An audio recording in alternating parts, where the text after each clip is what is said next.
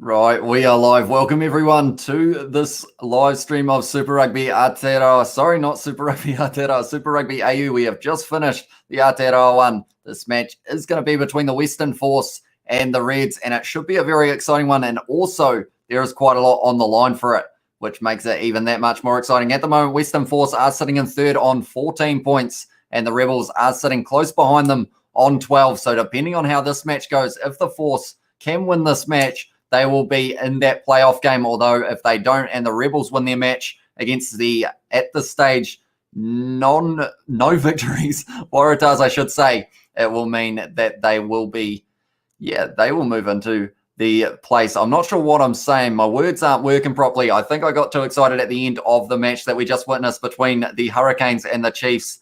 Probably, lost a few brain cells from shouting at that one, but nonetheless, it is going to be now. Kickoff is just about going to happen, and it is going to be the Western Force versus the Reds. But thank you all very much for tuning in. I'm sorry if I sound like I have no idea what's going on. We will get into this game. Now it is kicked off by James O'Connor, and we are straight into this match, taken well by the Western Force. It hard, though, by Hunter Paisami with a very big hit there. But the Reds are looking like a very solid team here, and they will be hoping that they can go 8 games from 8 undefeated. It is going to be Kubali now, who has kicked that one high and long as well, and that one is going into touch. So now it is going to be the line out to the Reds. But I am excited to see this match because of the fact that it could possibly be the match that we could see in the final, because of the fact that it will be Brumbies versus the Force. If this is how this match is going to play out and the Rebels don't win, it will be Brumbies versus Force in that playoff game. And then it will be in the situation of whoever wins that playoff game moves into the final. But now it is going to be in the back line of the Western Force. We have got James Gordon in the chat as well. Welcome to the live stream, mate. Who do you think is going to be winning this game? Do you think the Reds will be able to stay undefeated? Miotti now has fired that one very high. Tate McDermott looks like he is lining it up. He has taken it nicely as well, and step round as well. Tate McDermott, he loves playing up against the Western Force. He has scored quite a few tries in the past against them. But now it looks like it is going to be Fraser McWright who is going to be firing it back now. It is going to be Hunter Paisami selling the dummy, but he's been dropped on his head by Kurandrani. And that's going to be a penalty. And Chris Kurandrani could be going off the field, not just for a yellow card. That could be a red, depending on what they decide here. He has done a tip tackle. So this could actually be a yellow card at the least for Chris Kurandrani. Not the way he would have been wanting to start this match up against the Reds, that is for sure. If it's a red card, he could be looking at missing out on that playoff game if it does happen. But Paisami running hard at him. Chris Kurandrani tips him up, and Hunter Paisami, the head does touch the ground, so it will be interesting to see what they decide here. It looks like he could be going off the field here, Chris Kurandrani, and it's just a matter of how long. It is going to be a yellow card at least. Is he going to be off the field for this full 80 minutes? Or sorry, it's actually 20 minutes, isn't it? Because of the Super Rugby AU and Aotearoa rules with a 20-minute red card. So they have looked at all the angles here. Hunter Paisami picked up by his opposite number, Chris Kurandrani. Dropped almost on his head. He didn't land too badly overall, Paisami, but his head does. Yellow card is what they are deciding. 13, Chris Kurandrani is going to be off the, Tavita Kurandrani. I keep on calling him Chris. But that is going to be the yellow card after only a minute. And that is not how he would have been wanting to start this one. That's a good question. Where is Chris Kurandrani now? Because he was at the Highlanders a wee while ago, but I'm not actually sure. But it is Tavita Kurandrani, who is now off the field. 10 minutes in the bin. And he was probably a very lucky man there to only be off the field for 10 minutes, but not the start that they would have been wanting, the Western Force. I feel like you need 15 men on the field when you are versing such a strong side in the Reds. But that 10 minutes going to feel like a long time. That was Bryce Hegarty who was able to kick that one into touch, but they were going to be able to replace him after 10 minutes or 20 minutes, they are saying, if it was a red card. But Hunter Paisami, he is a very physical player, that is for sure, and they will be hoping that he will be able to score a try in this one. But Salakai Lotto taking that one. McWright now going to McDermott, goes into the hands of Hamish Stewart. It goes O'Connor, nice back line here. Hegarty goes out to Felipe Daugunu, bumps off one, but he was tackled in the end. Now, there is an advantage as well. The ref is right in the middle of it. And one of the Western Force players is not too happy about it. But it is still going to be in the hands of the Reds. It is going to be O'Connor with a cross kick. This has worked many times for the Reds in the past. It's not going to work this time, though. Unfortunately, Angus McWright, Angus Scott Young, or it was actually Liam Wright who did try and get that one, not quite able to. My name game is absolutely shocking at the moment. I do apologize for that. I feel like, I've just been looking at all of the Champions Cup and also the Rainbow Cup games, and a whole heap of new names have popped into my head now. But hopefully I will get the hang of it very soon. But it is going to be the penalty for the Reds. And now, do they decide to take the 3, or are they kicking for the corner? It looks like Hiri is going to be kicking this one for the corner here. And at the moment, it is visits to opposition 22, 41% try and conversion attempt. So that is pretty impressive from the Reds, and they will be hoping that they can score nice and early. Mick Wright has the ball in hand. Fraser McDermott. No. Tate McDermott has the ball in hand. I'm having a shocker, James, if you're still here. How many names have I said wrong so far? I feel like that's at least like 8 at this stage, but it is going to be the scrum now. Of course, this game is being played on Anzac Day. They did have the last post and the minute silent before this match. And it is going to be interesting. Can the Reds, tell you what, the pack weight of 922 kgs compared to the Force 851. This scrum could be pretty one-sided here. And they are going back up here. But we are only 4 minutes into this match. And in fact, my scoreboard, I don't think, is updating yet either. So I will quickly get that going so you guys can see exactly what the score is. It is 0-0, but it will be a little bit more helpful seeing the clock as well. But we are straight back into the action, and now we are just waiting for the scrum to get underway. But I am excited for those finals games. They are going to be taking place. The playoff game is next week, which is in line with the last round of Super Rugby Aotearoa, and then the match that is going to be taking place in the next week after that, 8th of May, I believe both games are, and they are both finals for Super Rugby Aotearoa and Super Rugby AU. That's a good scrum from the Reds, and they have got the advantage now. It's McDermott, goes to O'Connor, into the hands of Stewart, quick hands to Hunter Paisami. The powerhouse is only a metre short. Did he make it? They are going to check. He reached out. The question is, was it a knock-on or was it a try for Hunter Paisami? But tell you what, Hunter Paisami, ball in hand, hard man to stop. And because of it, he might have just been able to score that one. We have got Kathy Hoskins has said the Reds are playing well, and O'Connor is impressive as captain, also well coached by Brad Thorne, and will be good to see them play in the Kiwi sides. I am excited for Super Rugby Trans-Tasman. Like some of those matchups we're going to get to see the second week, I believe it is Crusaders versus Reds. But even the likes of Chiefs versus Reds, since they are on a 5-match winning streak, the Chiefs, if they go all the way and win Super Rugby Aotearoa and they go up against the side like the Reds, like there's going to be fireworks for those games. The only thing that I am slightly worried about is the fact that there's going to be 3 games back-to-back on a Saturday, and my voice may not be able to handle it, but I want to do watch-alongs for all of these games. I just love watching them. Southern Hemisphere Rugby, Super Rugby Aotearoa, and Super Rugby AU. Can't get much better than that. But tell you what, Hunter Paisami, great run there. Did he crawl there? He puts the ball out. I think the momentum might have taken him there. So maybe he was just able to put that down. Hunter Paisami did shunt off Miotti over the top of him. And then from there, is he able to get it down? It's momentum, and he does, Hunter Paisami. I think that's a try. And I think he has just opened up the scoring sheet for the Reds there. They are down to 14 men, the Force, and they may have needed that extra defender there. That is Tavita Kurandrani is off the field at the moment. Time is back on, and I assume they are going to be awarding this one for the try for Hunter Paisami.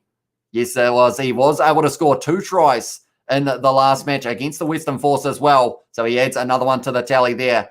And he is a very happy man. And now it is going to be James O'Connor who is going to be kicking this one out in front. Should be getting this one 9 times out of 10. Hey, other good game to watch. Yeah, it is indeed. And there is a lot on the line. The Western Force almost need to win this game, because you would assume the match between the Rebels and the Waratahs would go in the Rebels' favour. But then saying that, the Waratahs have had a few close matches lately. So it's one of those ones that not only it's kind of playing off for that third place position so that they can play in the playoff game that happens before the final for Super Rugby AU. So that will be between either the Brumbies and the Force, or the Brumbies and the Rebels. So we will have to wait and see. So it's kind of a similar situation with the Force and the Rebels as it is for the Blues and the Chiefs for Super Rugby Aotearoa, both trying to get that spot in the final. But that was a great score, or a great try for Hunter Paisami there.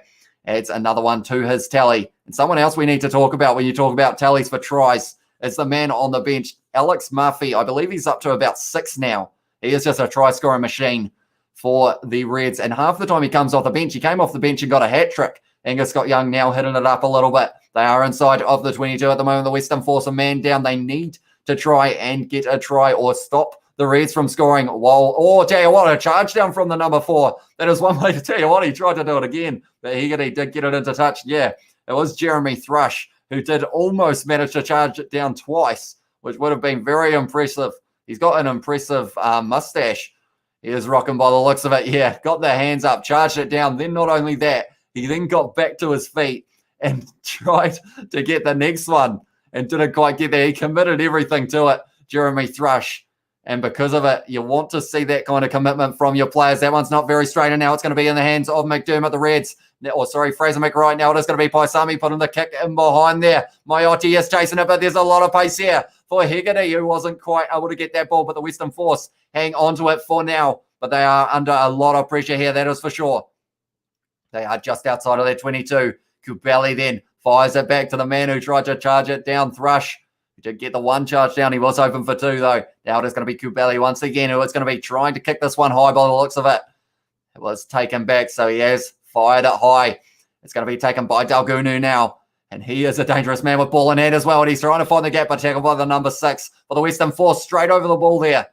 Was one of the forwards, but not quite able to get it. O'Connor now goes to Salakai. Lotto goes into the hands of Jordan Pattaya now. Selling a bit of a dummy. He is a pretty talented player on that right wing. Oh, that was almost stolen, and it was. It's in the hands of the number 11. Is he going to have enough pace? It looks like he is, and he is going to score it, but they will probably check this one to see if it was a forward pass, I guess you could call it. But it was Olowafela, Jordan Olowafela. I struggle to say that name, but he was able to score the try, or was he? They are going to have the TMO decision now. Was he able to get this one, or was it forward? And I know it touched the other Force player, so the question is, did it travel backwards off of that one? The crowd aren't happy. It is being played at HBF Park in Perth. Even though they have just gone into lockdown, this game is still allowed to take place. But yeah, that's one thing that we don't want leading into Super Rugby Trans-Tasman is any lockdowns or travel bans and everything like that. But it did go, I think they're going to call it forward off the hands of Maiotti. It goes McDermott, had it in hand. Then he passes it to James O'Connor. He got his hands to it. It's hit the arm of Maiotti, and I think it's traveled just that little bit forward, which unfortunately means more than likely this is going to unfortunately be a knock-on against Maiotti there. And that is a big shame because that was a good runaway try for Olowafela. But unfortunately for him, yeah, it's going to be disallowed. But that was exactly what the Force would have needed. They needed a try early. They have still got the man Tavita Kurandrani in the bin for another 4 minutes. So this would have been a great chance. I think they are checking to see if O'Connor touched it again. It's going to be a big call, but I think it will be called as a knock-on. Oh, okay, the ref has said he thinks it's gone sideways. Okay, they're saying it has to be clear and obvious, and they are saying that that's not clear and obvious. It's a try. It's a try for Jordan Olowafela. I think Olowafela. Sorry. Olowafela, yeah, that's the one. And he has scored the try for the Force. And it's interesting.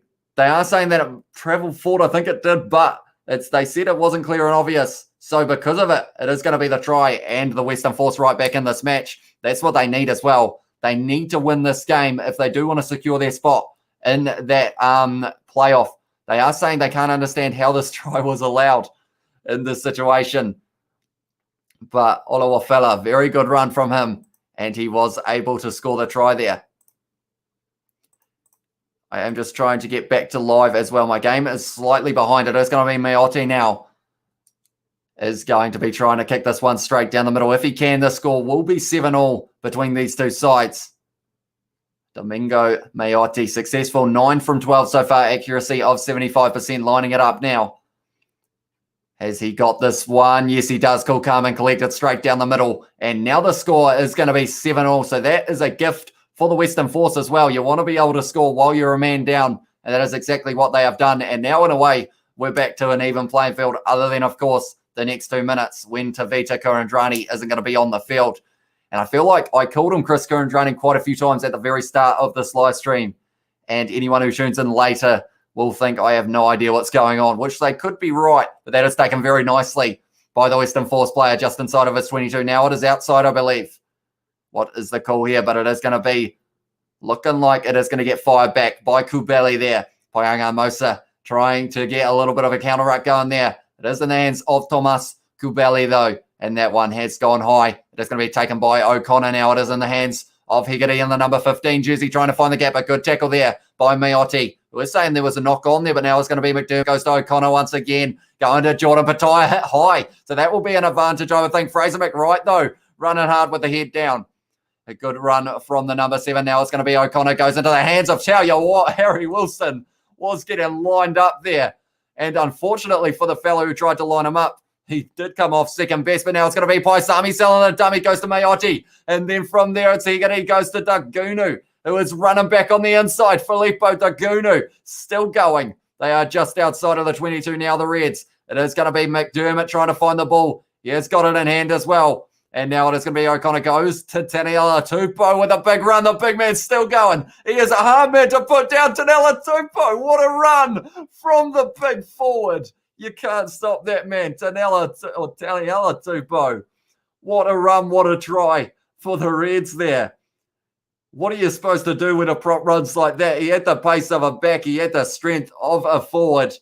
And that is a scary man to try and stop. That is for sure. But Taneela Tupou scoring the try for the Reds to get them the lead back. There was O'Connor, went to Taneela Tupou, broke through 2 tackles, 3 tackles, got back up, broke another tackle. He was just an absolute beast. Taneela Tupou. I keep saying his name wrong. That's because of how good this try was. He just kept running. The legs kept pumping. The big man, he's got pace for days. And he has managed to score that one. And tell you what, I am excited to see him up against some of these New Zealand sides. I think they may struggle because 135 kgs, force plus 23 points, says Marco Arujo as well. Is that for the Force to win or for the Reds to win? Do let me know. Marco, thank you very much for tuning in. That was a great try from the Reds. And because of that one going over now from O'Connor, the score is going to be 7 to the Force, 14 to the Reds. And also, Tevita Kurandrani is going to be back on the field. And they are saying there's been a lot of action so far in this match. We've had a good try from Taneela Tupou, a great try, in fact, and also a yellow card. It's all happening, that is for sure. A great run from Taneela Tupou. You watch that all day if you are a fan of forwards having a bit of a run. I mean, it was Furlong who was stepping around the place in the Six Nations, and this one, it's Taneela Tupou, and he is just running over people. Plain and simple, but 12 minutes into this match now, 14-7 to the Reds.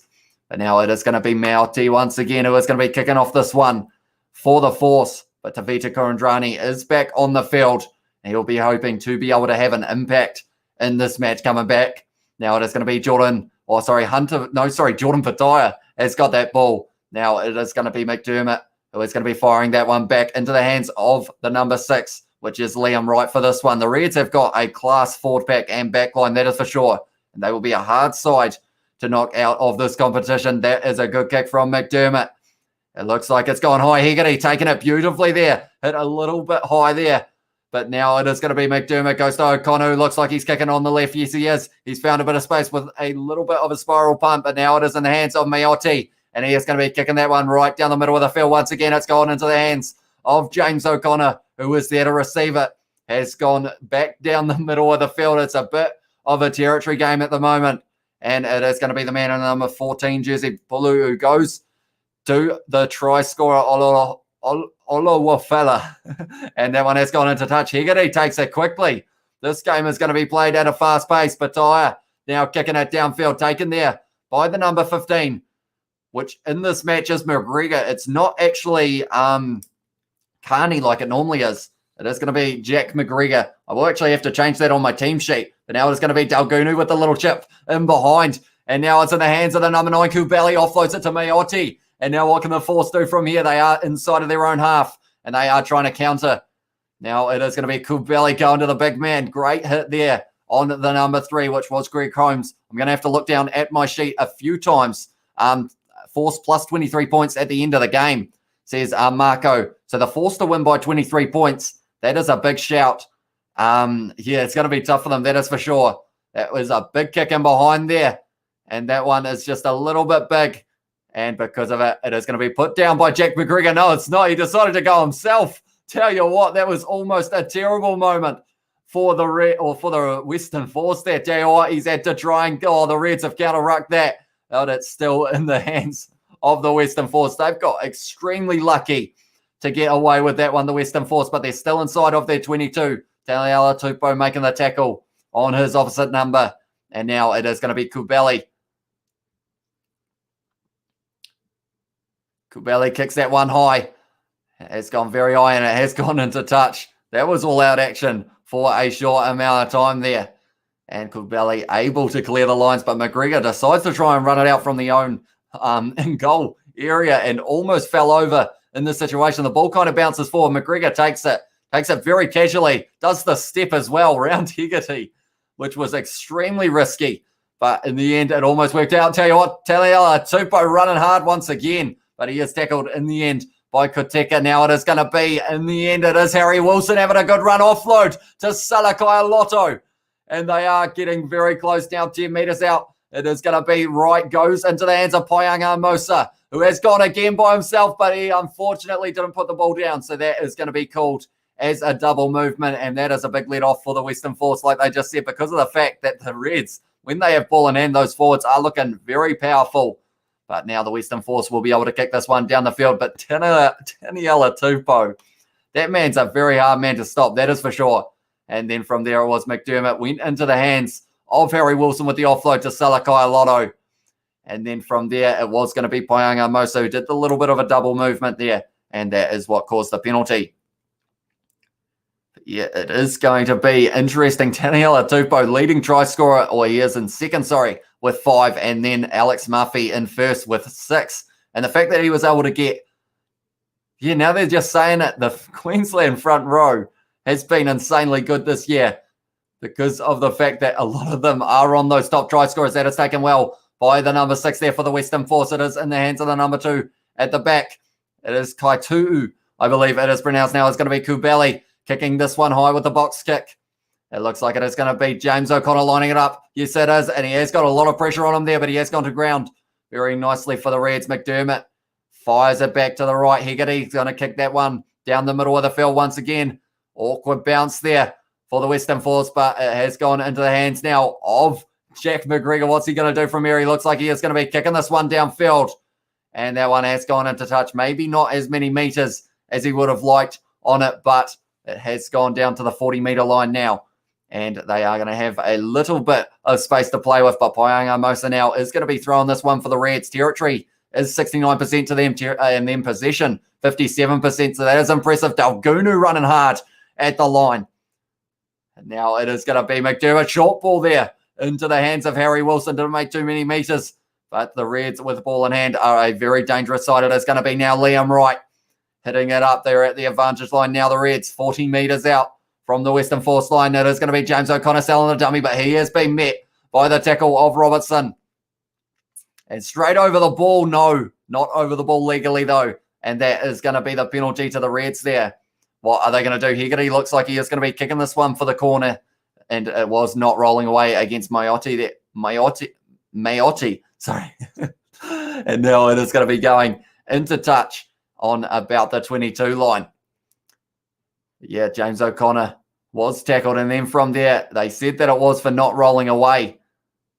So that is a pretty unfortunate one. Didn't look too bad overall, but they have shown tries by quarter at the moment.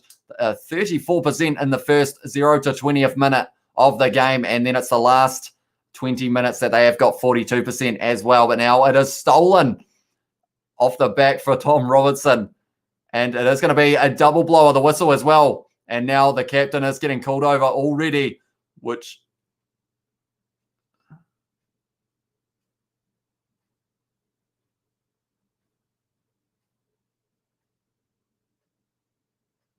Okay, right, last warning. Sorry, I realized when I listen to them, like the ref talking to the players, I just have the most blank look on my face.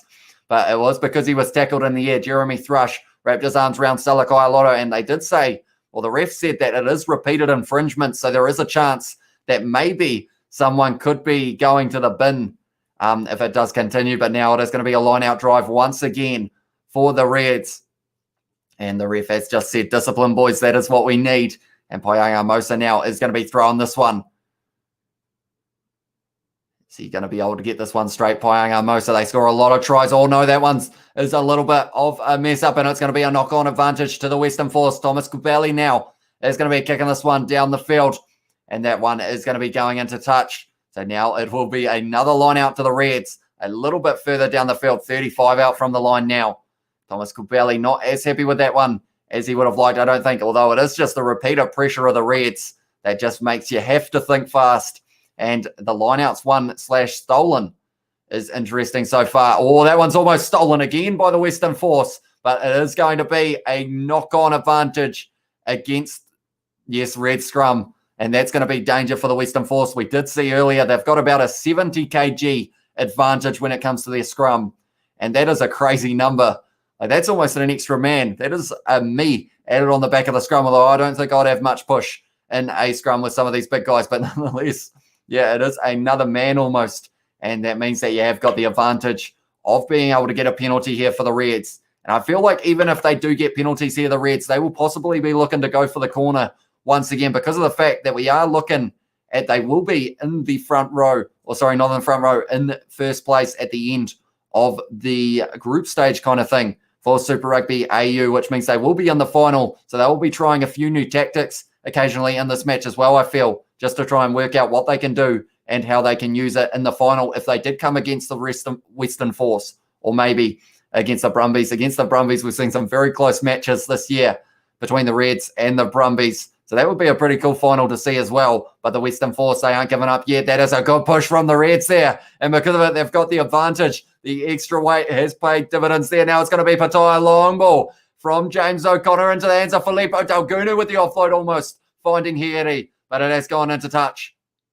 And now they are going back for the penalty to the Reds. We are sitting 14-7 after 21 minutes at the moment. These two sides are throwing everything at each other. We have seen a try from Taneela Tupou, and also the other try scorer was Hunter Paisami, two very strong ball runners, both able to score. And then it was Tavita Kurandrani getting a yellow card in the first minute of the match. And then also Jordan Olowafela was able to score in the 7th minute.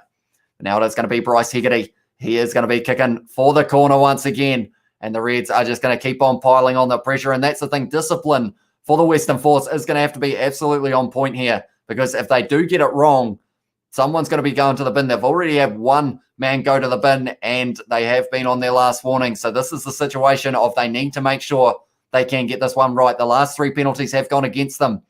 Paisami Mosa now is going to be throwing this one. It's taken well by Liam Wright, and now Paisami Mosa will be wanting this ball at the back, and he's got it. And now they are going to be driving here, the Reds. They are dangerous when they have got this rolling ball going. It looks like Jeremy Thrush straight through the middle, almost able to get it. Now it's going to be Tate McDermott, goes to James O'Connor, going into the hands of Harry Wilson, who is in it up, but good, well defended by the Western Force there. Now it's going to be James O'Connor with an awkward pass. Hegarty takes it well, dodging everyone there, Hegarty. But he is tackled in the end by the number 8, Tavita Kurandrani, I think it was. No, it was the number 14. It was Pulu, and the double blow of the whistle. I think he could be going to the bin here. Pulu, yep, going to the bin. Tony Pulu is going off the field because of the fact, repeated infringements. He did grab that ball, and it is going to be Tony Pulu who is going to the bin here. And unfortunately, the Western Force have spent more time with 14 men on the field than they have with 15 at this stage. But Tony Pulu is going off the field, not what he would have been wanting. Hands in the ruck was the call. So Hegarty, yeah, it's one of those ones that unfortunately in this situation, you've got to be careful, because or else if you do give away that penalty, the ref is more than willing to say you're going to the bin. And that's the thing, if they do it again, is that going to be another man going to the bin? 6 penalties already against the Force compared to the 1 of the Reds. It is a home game for the Western Force at HBF Park in Perth. And I believe it is in Perth anyway, but if it is in Perth, they have just gone into lockdown, but there is a crowd, so maybe I am wrong in that regard. Maybe it has been changed, the location, or are they still allowed to play this one? Do let me know if you do know anything about that, chat. But nonetheless, that one has gone into the scrum. McDermott feeds it in. They have got a strong scrum, and they kind of just hold it still, and then they love to drive. Now it's going to be McDermott inside ball to Felipe Daugunu, and they're not stopping him from there. Felipe Daugunu is able to score the try for the Reds, and that is in the 24th minute, and that doesn't look good for one of the players as well. Looks like he may have gotten something in the throat, a little bit of a hit there, but Felipe Daugunu able to score the try, and Higati tackled low, and they are showing that one for the penalty that was happening, and unfortunately, yeah, it ended up with the yellow card for Pulu, and then from there, Harry Wilson off the back went to McDermott inside ball, and it went to Felipe Daugunu, and you're not stopping him from there. Very strong man with ball in hand, and yeah, they'd love a set play off a scrum, the Reds. That is for sure. And it has taken them all the way to the final, which will be taking place on the 8th of May on Saturday. And I believe it will be a 9:45 game, New Zealand time. So that would be possibly the normal time in Australia, probably around 7 p.m. I would say it will be, or 7:45, I guess it would be, depending on what part of Australia it is in. But now it's going to be James O'Connor who is going to be kicking this one. And once again, the man in the bin has meant that the Reds have been able to score the try. And Felipe Daugunu, he is a happy man right now. He must be moving up there in terms of the try scorers. But Tate McDermott, the cell of the dummy, just committed too many men in terms of the Western Force defence. And then from there, Daugunu, all he had to do was run up the middle, and he was able to score it. He is a strong player. I'm excited to see him come against some of the players in Super Rugby Aotearoa. The likes of, if he's on that left wing side, he's going to be up against the likes of Sever Reese, maybe Mark Talia for the Hurricanes, maybe a Wes Hooson could be an interesting combination that we do get to see for that. But yeah, it is going to be exciting when we do get to see those games take place, and they are happening the week after the Super Rugby Aotearoa and Super Rugby AU finals. But it is going to be Meoti now who is kicking this one off. Has gone high, and Salakai Lotto has taken that one, and now he is going to be hitting this one up. He has run hard and almost ripped away by the number 8 for the Western Force. And now it is going to be the number, well, I was about to say the number 9, but it is going to be Tate McDermott, who is going to be firing this one up in the air with the box kick. Jordan Pataia trying to line this one up, and he almost has gone backwards there. And Pataia has got that one in hand. That man was on the ground, so he wasn't going to be able to grab that one. He now goes to O'Connor with the low ball. Now it is going to be in the hands of Hunter Paisami. He sees a gap and he runs for it. He has been dragged back by his jersey there. Oh, that's skill from James O'Connor, but they are saying it was forward. And tell you what, that was almost a very skilled play from the from the Reds there. The lockdown doesn't start until midnight in Perth. Okay. So that is why they are allowed to have the games. Thank you very much for that information. Do you know how long the lockdown will be for, Kathy? Because I know they did mention that travel between New Zealand and Perth has been suspended until further notice, which means I'm not sure how the Super Rugby Trans-Tasman games will get on, but hopefully that lockdown will only be for a short amount of time, and we do get to see all of those matches being played. And I will ask Kathy, who are you most, I assume you are a Western Force, or are you Western Force or Reds supporter? And who are you most looking forward to seeing them play up against in the Super Rugby Trans-Tasman competition? Which New Zealand side do you think will be the most exciting one? 3 days. Okay, so it isn't too long. And it is that number 8, Kane Koteka. And he was holding his throat earlier on, and it did look like he was having a little bit of trouble still going, because he says, Johnny Blaze, we are indeed.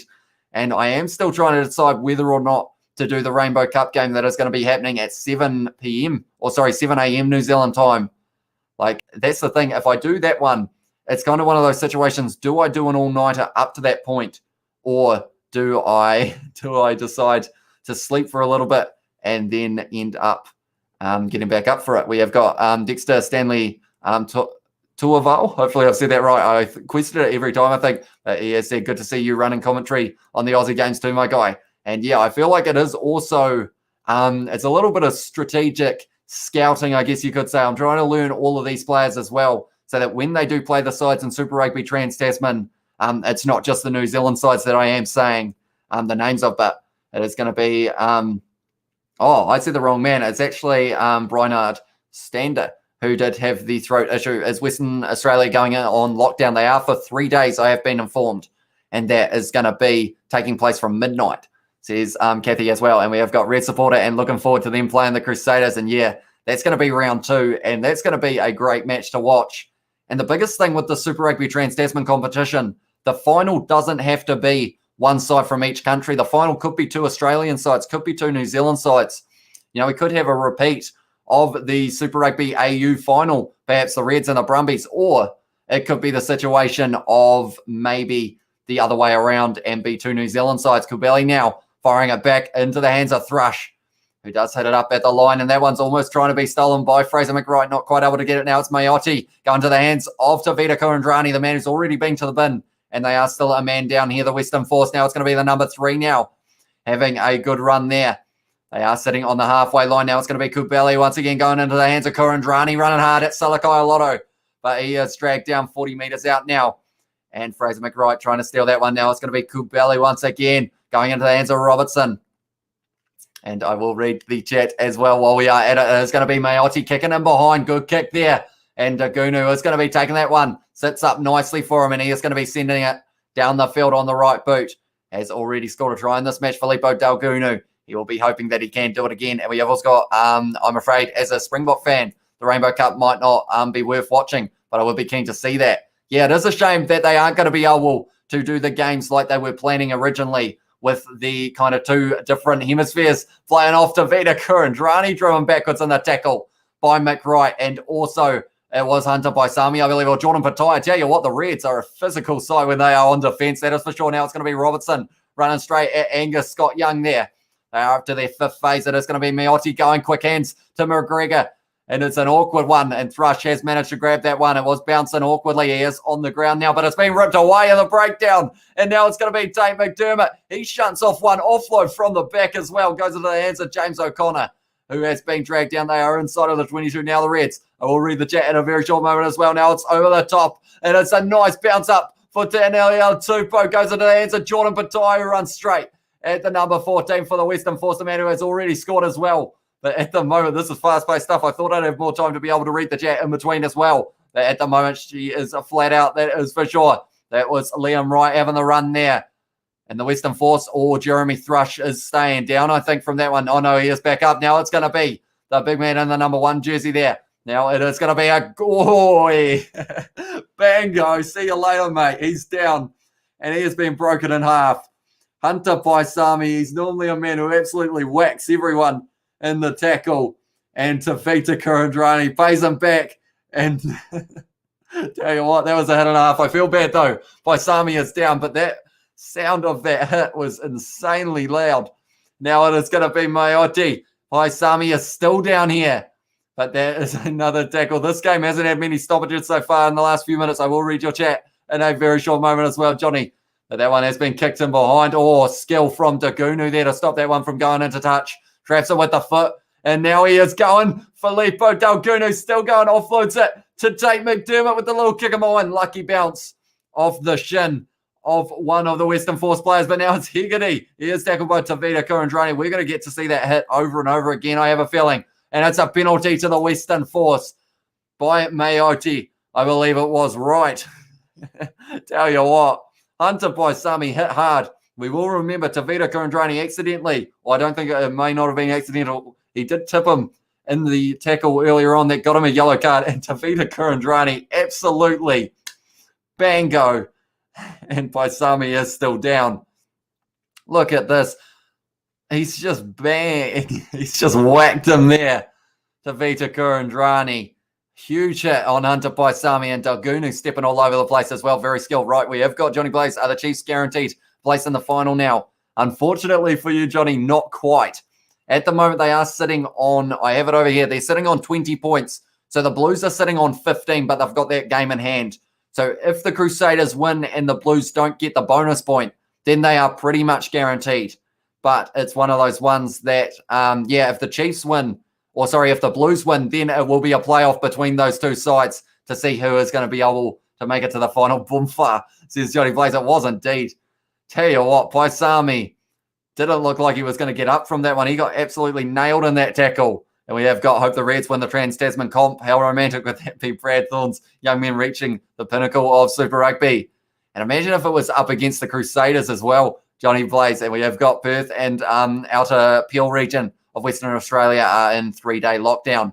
So yeah, hopefully that will fix anything that is going on and we will still get to see all of these matches being played. But there's some of those like sleeper matches, you could say, ones that people aren't completely looking forward to. Like, it's one of those ones that people don't think about, but then when you see them, it's going to be like quite a lot of fun to be able to witness something like the Blues versus the Brumbies, perhaps, two massive forward packs, even the Reds versus the Blues. Like, these are huge forward packs, but it is going to be a man coming back onto the field. I believe it would be Joshua Fluke. Yes, it is, because of Hunter Paisami coming off the field. And we have got fun fact from Dexter Stanley, Tuaval. Talval? Hopefully I said that right. Fun fact. We've had all NZ and all Super South Africa finals, but there's never been an all-Australian final in Super Rugby, at least when multiple countries have been involved.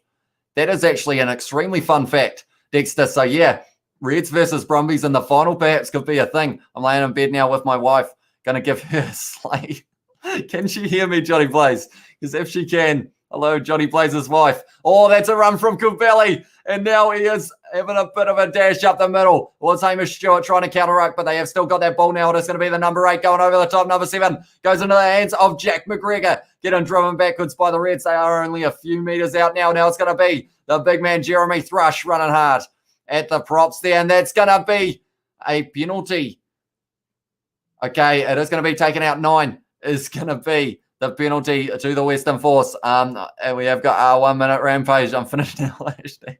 Hashtag 1 minute mad.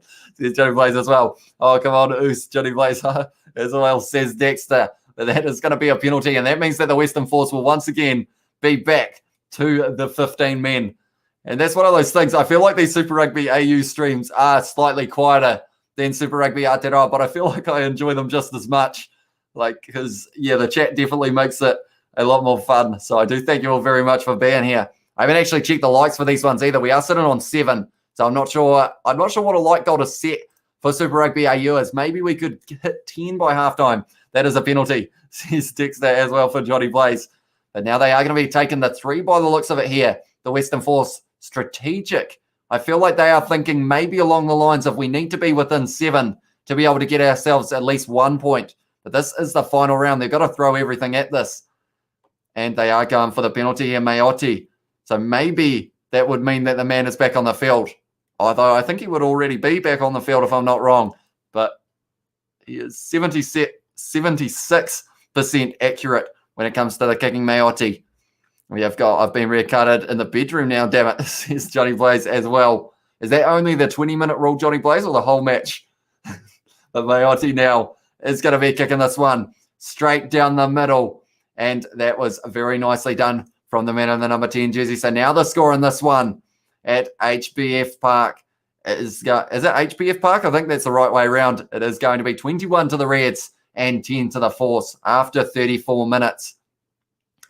Is this match going to be within 7? All of the other Super Rugby AU and Aotearoa matches have been insanely close recently. Can this one be the same? Can the Force pull off an upset maybe and be right in this match at halftime, taken well by the Force player just inside of the 22? Made redundant, said Johnny Blaze. So that is no good for you, mate. And now it is going to be Kubeli who is going to be kicking this one high. And are you watching? I should ask you guys, Dexter, Kathy, and also Johnny Blaze, are you guys watching the Rainbow Cup games at any stage, or do you think you will be leaving it out? Because I know, yeah, the cancellation of the kind of combined one has made a lot of the hype disappear for it, but we are going to get to see a few rounds of Pro 14 rugby and also a few South African games, which, to be fair, I haven't watched too much of the South African sides play, so I feel like I'll still be quite excited to get to see those matches because I believe, that one's gone backwards. McDermott's got it in hands almost, fumbled it twice, but Daugunu hit hard in the tackle there. And Western Force trying to counter-ruck there. Not quite able to. Now it's going to be McDermott. Goes to Salakai Lotto. And now it is in the hands of McDermott once again. Fires it back to O'Connor, who does fire it high. And now it is going to be McGregor lining this one up. He has taken it. But they are going to be going back now for the penalty for the offside. We've seen so many of them in Super Rugby Aotearoa and AU so far. And he's looking to the bench, said Dexter as well. And yes, game is at HBF Park. Yeah, I always, sometimes with some of these stadiums, like I always get the order of the letters wrong. But luckily, HBF Park, it looks like it is a nice ground. I haven't really seen too much rugby be played here. I believe Perth Glory play their soccer here, if I'm not wrong, or they did. But I'm not too sure how many games they have had this year at this ground. I just want the Safa teams to annihilate the Northern Hemisphere teams, says Johnny Plays. I feel like that is something that everyone wanted to see. Everyone wanted to see the likes of the Sharks versus Leinster or all those matchups. And unfortunately now with the dual tournament, like we aren't actually going to get to see it. South African sides are going to play play each other 3 or 2 times, I believe it is. And then the Pro 14 sides are just going to do their Pro 14 thing. That one is Kurandrani running hard at McDermott now. Kubeli going into the hands of one of the forwards. They are getting close to the line here. Kubeli once again going into the hands of Robertson. They've got the advantage as well for the Reds player being offside. Now it is going to be in the hands of the number 6. He is getting close to the line as well. Kubeli goes to Mayotte, goes into the hands of Tavita Kurandrani. And now it is going to be Kubeli selling a little bit of a dummy there. It's gone backwards a couple of times. He has been tied up by Tate McDermott there.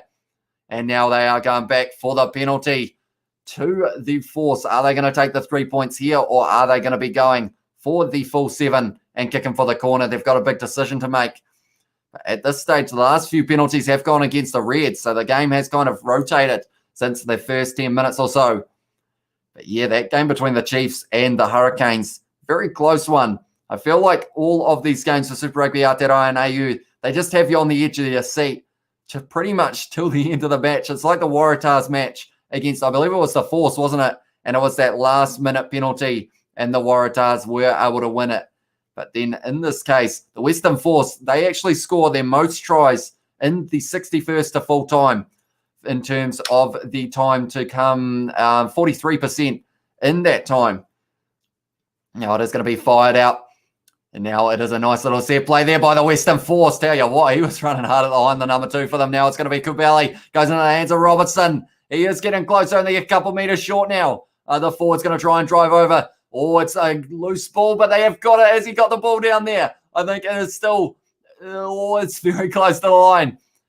And they were told to get out of it. They're the Reds. It is in the hands of one of the players, and they've got the advantage once again. Someone from the Reds may be going to the bin now. Now it is going to be a backline movement. It's gone into the hands of the number 12, getting driven sideways. The Reds' defense is ruthless, and it is just driving them backwards. Now it is going to be in the hands of Jeremy Thrush. What can they do here? The Western Force has gone into the number 8, Sans Thunder. They are getting close. Kubeli now goes to the number 12. They're trying to find the gap. They've still got the advantage, though, up to 7 phases now. And it is going to be Kubeli. Goes Mayotte. Inside ball to, it was Pulu, who was actually one of the players who got a yellow card in this one. And then it is going to be round the side once again. They are up to 9 phases. That's a good run by the big man. Did he get it down? I think he may have. And that might be the try to the Western Force. And this match may have just gotten a whole lot closer there. Who was it who was able to get it? In NZ Waratahs metal triangular shaped posts.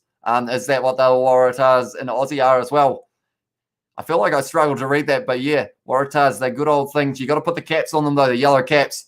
I remember putting a whole heap of yellow caps on them. Oh no, that's the bloody pole things, the steel rods that I'm thinking of. But the Waratahs, you kind of put them up if you do want to put up a fence. We've had lambs in the backyard, and we did have the Waratahs to keep them in. But is this going to be a try here? I think it is. Check grounding. That one is going to be the try for the Western Force, and they are going to be right back in this match. He's done extremely well there.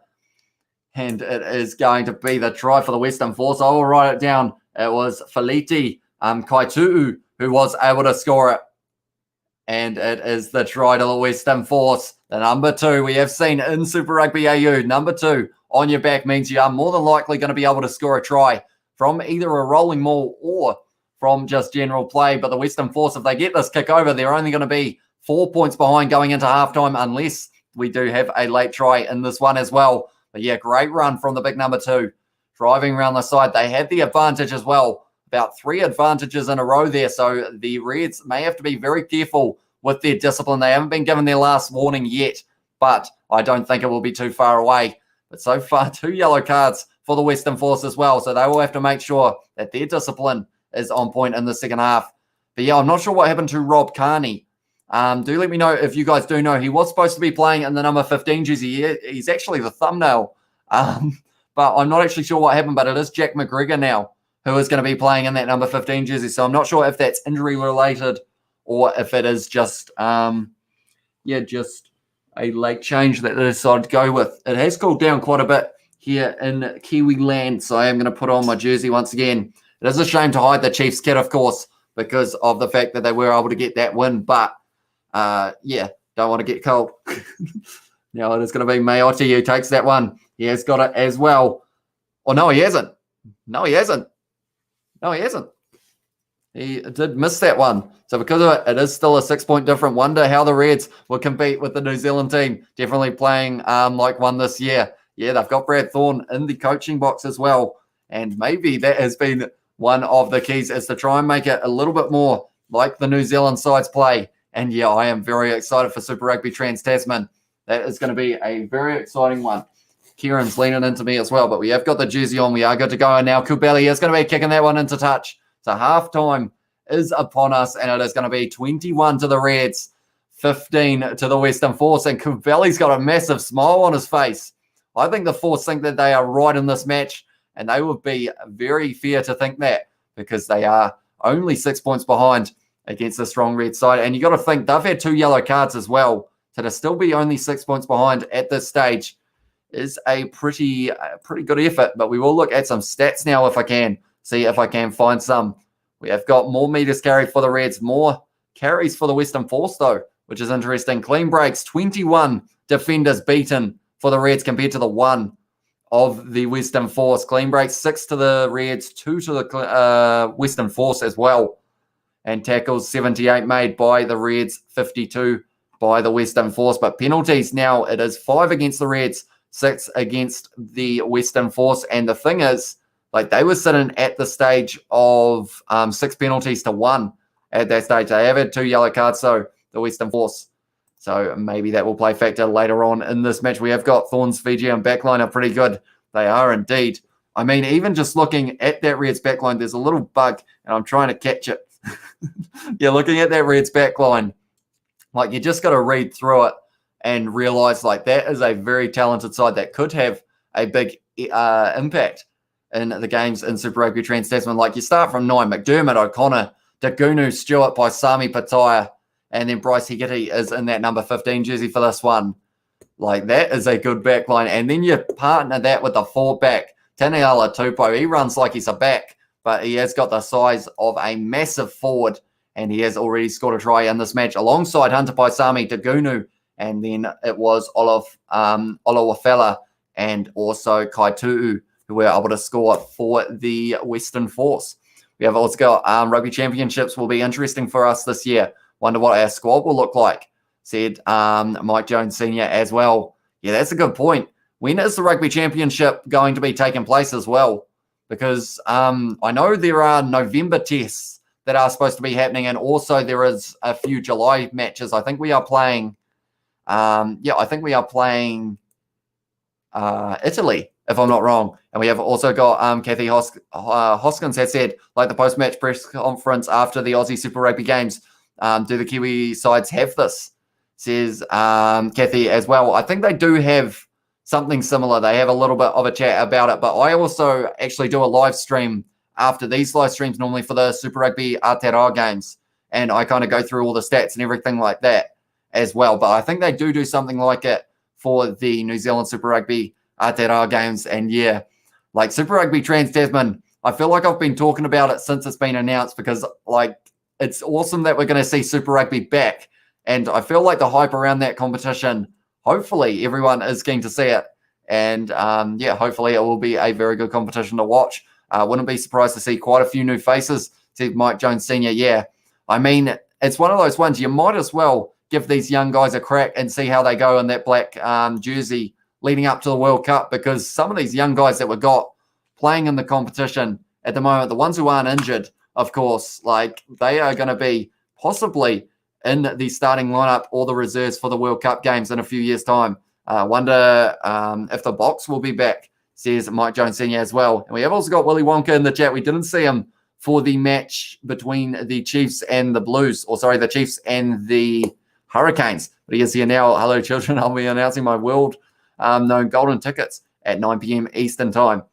What is Eastern Time? I struggle to work out time zones. I think we are Eastern Time, aren't we, Willy Wonka? Are you in Australia or New Zealand for your time? I feel like time zones aren't my thing. Like, I always struggle to try and work out what time is what. But then we have also got, if not, another year where their ranking won't be affected, says Mike Jones Sr. as well. We have got Bok number one, yet aren't playing. Lol. WTF is up with that. Yeah, I guess it's just because of the fact that they are, they are just the defending World Cup winners. So hopefully we do get to see the British and Irish Lions tour, although that doesn't actually affect rating in terms of the world rankings. So they will keep that number one ranking up until they play their next game of rugby, I believe, or the points change enough. We have also got Dexter has said, where do you predict the Fiji and Drua and Moana Pacifica finishing, assuming Drua in the Aussie Conference? Drua won the ARC a few years back, but Super Rugby is obviously a step up. That's a great question. I think to be able to answer it well, I think I'd have to see the squads, because that's the thing. I was thinking, like, for Moana Pacifica, a lot of those players are actually playing in other Super Rugby sides. So I was thinking along the lines of the captain, Michael Alatoa. I was like, oh, is he going to go back to Moana Pacifica? But then about a week later, it was like Michael Alatoa signs for Leinster for 3 years. So I was like, oh, maybe, yeah, I'm not sure who they're going to have in their sides, but I am looking forward to seeing them play as well. They have that physicality. They have those offloads that make them dangerous. And, yeah, it's going to be very exciting to get to see them in play as well. I think is American East Coast, says Dexter as well, for the time zone as well. And we have also got can't drop their points due to them not playing. So they can pretty much isolate for 12 years and still keep their ranking. Wonder how long it will take for it to be removed. Yeah, I think it all comes down to whether or not it's all done off points differential or something along those lines, isn't it? So I guess it's just until someone is able to get a better percentage and be able to get them knocked down. I'm not sure who's in second at the moment. Is it New Zealand? I don't think it is it? Or are we in second? I don't really follow the world rankings probably as well as I should. But, yeah, it's going to be interesting to see those games played, if they get to be played, for the British and Irish Lions tour. And the one pain about it is the fact that it is going to be on in the middle of the night. Like, I'm kind of getting used to having some weird bedtimes lately. Like, and I feel like today won't be any different. I'm trying to decide, do I stay up till 7 a.m. and do the next game? Or, which the next game would be Ulster versus Connacht. Or do I sleep for a few hours, then do that game? Or do I not do that game and carry over and do the game that is on the next day? Which there are a few big games on that next game. The likes of Ospreys versus, it is the Cardiff Blues, I believe it is, if I'm not wrong. And then also Leinster versus Munster is a big one. We have also got NZ as second, and South Africa are about 6 points ahead due to them gaining double points, winning the World Cup. So, yeah, I guess if New Zealand have a few strong games against Italy, does that benefit them in ways of them being able to move up a little bit? Because I know the Six Nations did change it around a little bit in terms of who was sitting where. But, yeah, at the moment, this game, I will quickly mention 21-15. The Reds are leading, but the Western Force still in it. 2 yellow cards for them, Tavita Kurandrani and also Tony Pulu. And then in the end, it is actually McGregor who is starting in the number 15 jersey for them rather than Rob Kearney. Then the tries for them were scored by Olowafela and also Felipe Daugunu. And then the tries for the Reds were scored by Felipe Daugunu, Hunter Paisami, and also Taneela Tupou, with a very good run that Taneela Tupou won. He just ran over people, pretty much broke about 4 or 5 tackles, and then made his way to the line. Said, thanks very much. I'll be having me a try. But yeah, I am excited. I've said that about 15 times. I find when I get to the tired stage, I say I am excited about 15 times in a row. And yeah, most effective way is defeating South Africa, but it'll take a while for them to gain it if they're 6 points ahead and they aren't able to face them. Yeah, because the Rugby Championship, we're not that far, or maybe a few months, 6 months away, if they do play it at the normal time. Tupou or Furlong, controversial take. Who's the best tight head? I actually mentioned that. I said that Tad Furlong was able to step everyone, but Tupou just runs over the top of them. So I don't know. I feel like I need to see more of Furlong playing. But Taneela Tupou, like when you guys see the highlights of this game, or if you were watching that game and you saw his try, like that's hard to say that he's not one of the best props in the world, if not the best, because he looked extremely impressive with that run. But yeah, at the moment, 21 to the Reds, 15 to the Western Force in this match. Should be a very good second half as well. Luckily, my voice hasn't completely left me, but it is getting kind of close, which is why I'm half by slightly whispering. In my opinion, I'll go Tupou due to Southern Hemisphere bias as well, said by Jones Senior. Yeah, and that's the thing. I feel like hopefully my live streams, if I do live streams of the Rainbow Cup, hopefully I don't get completely abused by the Northern Hemisphere fans, because I did a couple for the Champions Cup and the comments weren't great on those sides, I'll be honest, but hopefully these ones will be a little bit better. I will be trying my best to learn the lineups. It is tough to do, definitely. I was thinking about doing the Zebra. No, it's not Zebra, but Zebre, I believe it is. But I was going to do their lineups, but then I realized I can't really pronounce half the Italian names as well. And Dexter has said fair as well. And Tupou's also incredible at breaking the scrum, in my opinion, more of an all-round player in either support or overall impact to the game. Yeah, it's hard to argue with that, because like even the Reds forwards, or like in general, like they were driving over the Western Forces, which is understandable because they've got like a 70 kg weight difference. Taneela Tupou, he's about 135 kgs, if I'm not wrong. But those are great points on Furlong, incredible player as well. Yeah, it's kind of like there's a Northern Hemisphere best tight head and then a Southern Hemisphere best tight head. I'm not a fan of Northern Hemisphere fans. Just can't take the self kicking them every time I'm from Wellington, says Dexter as well. So are you so you were going to be excited for the South African games, weren't you, Dexter? And which team are you going to be supporting for the South African edition of the Rainbow Cup? Are you going to be going for the Bulls, the Stormers, the Sharks, or the Lions? I am hopefully going to be able to do all those games, but they are going to be in the middle of the night. I'm thinking the 8th of May is going to be a crazy time, like, or that kind of weekend, because we got the 2 finals for Super Rugby. Then we've also got all of those games happening in the middle of the night, whether it is the likes of Leinster versus Ulster, I think is one of those games at the time. There are a lot of big matchups that are going to be taking place at random hours. Also, the South African games. Tupou could have been playing under NZ Rugby. Wonder why he decided to choose Australia due to its colours. Says, why he decided to choose Oz due to its colours. Said Mike Jones Senior. Yeah, I guess it's one of those ones how, I guess, did he decide maybe that their forwards or their tight heads maybe weren't as strong? Maybe he decided that would be the better way to go. But I'm not too sure. I feel like I need to learn more about rugby, I'll be honest.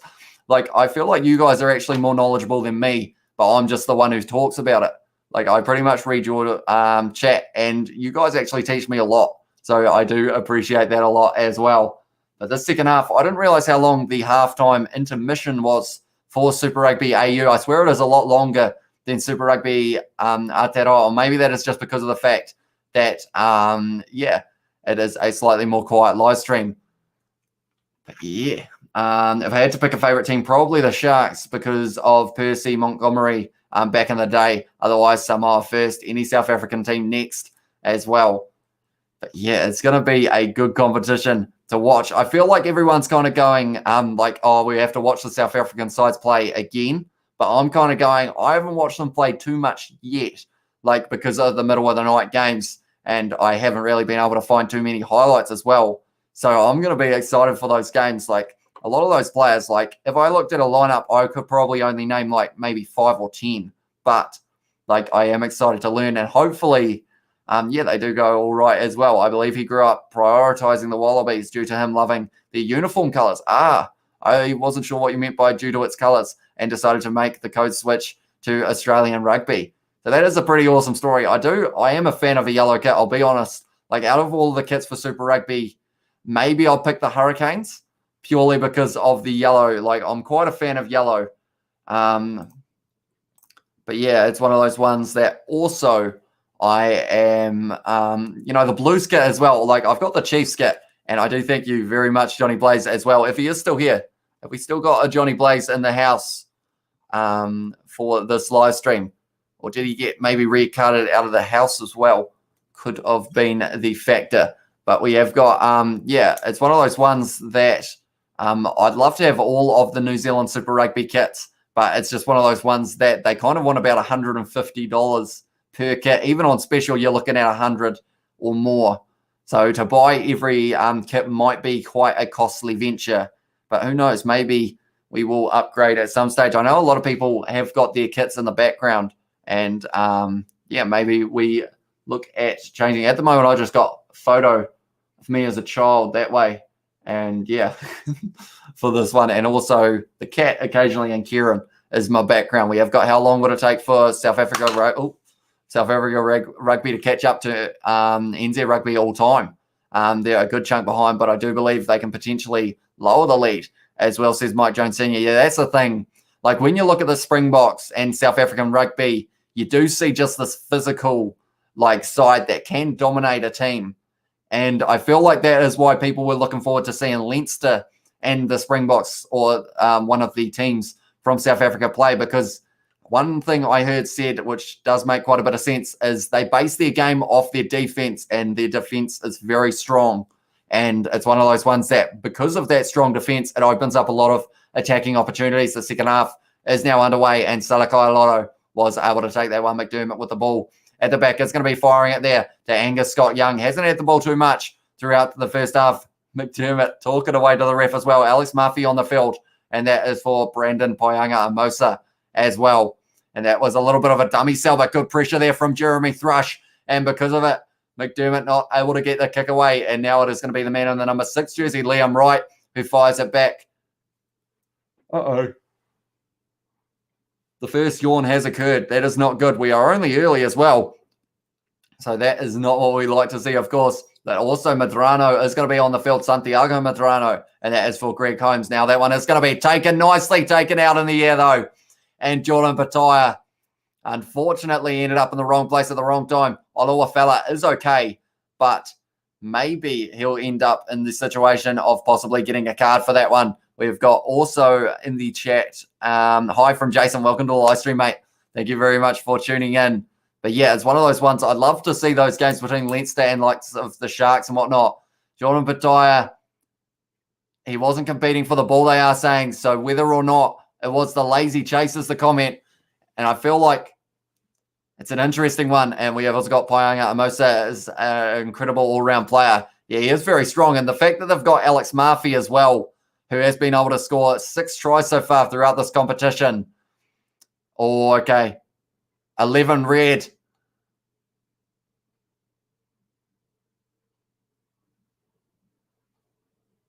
Right. Jordan Pataya is going to the bin there in the first minute of the second half. So first minute of the first half, it was Tavita Kurandrani who went off the field. Now it is going to be the same for Jordan Pataya. 10 minutes in the bin, and the Western Force have the man advantage now. I don't think they'll catch up, but I do believe they're also a good chunk ahead of Australia, says Mike Jones as well. Lots of old transfers going back to South Africa. Mornay Stain at 36 is apparently killing it for the Bulls and could come back into the Bok team. Not sure that's a good sign, says Dex as well. And that's the thing. Young talent, I think, is going to be the key for pretty much every team for the World Cup. It's just one of those things that these young players seem to be getting better and better, but then also the experienced head of the older ones also kind of help it. So it will be interesting to see the kind of all great steal there from Fraser Mick right there, but it is going to be taken straight back by Kubeli Mayotte now, going short ball there. Tell you what, Fluke lines up the man in the number 12 jersey for the Western Force. That was Robertson once again having the run. Now it is going to be Kubeli going into the hands of Mayotte.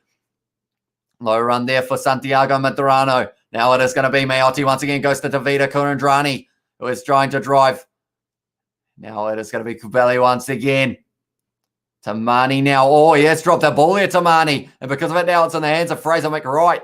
And they were trying to steal that one there. the Western Force. Now it's going to be McDermott going into the hands of Hegarty, who has kicked that one straight down the middle of the field. An awkward bouncing one as well. And it is taken by Pulu there. And it is now going to be Olowafela, who has kicked that one high. And it is going into touch. We have also got someone like Ulysses, who makes the squad, or made the squad that based his entire game around an overall all-around player, but not an incredible line-out thrower as well, says Mike Jones Sr. And also depends if his defence can keep up, along with being able to operate at the level of the Young Bucks at international level. And then Dexter has said, fair, maybe just bring him on in the last 10 for any last-minute kicks at goal, as well, says Dexter.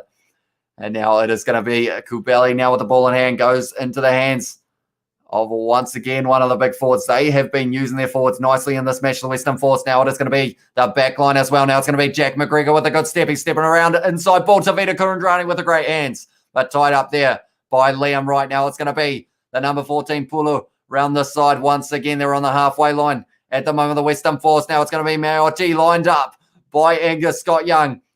And now it is going to be, once again, it is Tamani. Now Kubeli fires it back. That's the thing, the Western Force, they probably can't afford to be kicking this ball away because of the fact that if they do, the Reds are very good with their counter-attack. It is going to be fired out to Tavita Kurandrani. Short ball there, great run from the Western Force. Once again, it was the number 7, which is Koteka for this one. Kubeli going into the hands of Madrano, who has had a couple carries already, and he's only been on the field for a few minutes. It is now going to be Kubeli firing this one back by the looks of it, or he is going to be kicking it himself. Yes, he does. Has gone high. Pulu chasing this one hard. It's going to be Daugunu versus Pulu. And Daugunu comes off as the better man there. Now it is going to be McDermott going to the hands of Tupou with a little offload out the back. Now it's going to be Fraser McWright who sells the dummy, who does bounce off the tackle of Thomas Kubeli. And they are looking like they are going to be driving in with the counter-attack. Daugunu with the big tackle there on him by the two Western Force forwards. And now it's going to be a penalty to the Western Force as well. And Kubeli and McDermott not too happy as well. And now I will read all your chat as well. And we have also got, I'm hopeful that the box won't need too long to catch up. Definitely able to compete by 2023 as well. And we have also got Mike Jones Sr. Yes, immense kicker, incredibly clutch as well. I rank him on likes of Neil Jenkins as an all-time goal kicker. And the last 5 penalties in this match have actually been up against the Reds. So they'll have to be very careful if they don't want to end up giving away too many more penalties and ending up in the bin perhaps. They've already got one man in the bin. They can't afford to have another. Now we have also got a yawn. Sorry about that. I don't know what's happened. All of a sudden, my energy levels have just dropped. And I don't know why. I am enjoying this game. And that's one of those annoying ones. It's like, it seems like I'm not enjoying the game because I'm yawning, but I think it is just because of too many late nights in a row. And I don't think this weekend will make it any better because we've got a lot more rugby that we were going to be watching as well. We have also got a line-out throw now. It is going to be the man who did score the try for them, which is Kai Tu'u, who is going to be throwing it, although my game has just frozen. So we will have to wait and see what is going to be the result. Right, it has loaded now. We are back in. And that one has gone into the hands of the big man Thrush. They are going for the rolling maul here, the Western Force. Tell you what, I'm starting to feel a little bit of a momentum shift. Can the Western Force get the upset win here, end the winning streak of the Reds? Now it is going to be the number 12, whose name I haven't actually remembered to say. It is Kyle Godwin for this one. And now it is going to be Kubeli going into the hands of Pulu now. Found a gap. Pulu with the inside ball to Maoti. What a tackle there by Hamish Stewart. What a try-saver tackle there. Robertson now offloads that into the hands of Godwin. And it is going to be Olowafela who's close to the line. Did he get it down? He might have. I think it's close. And it has been awarded as the try. And the Western Force, I said I felt momentum changing. And that's exactly what it did. And now the Western Force, Olowafela has scored his second try of this match. Are they going to be checking this or are they saying it is a try? It looks like they're saying it's a try. And it is the...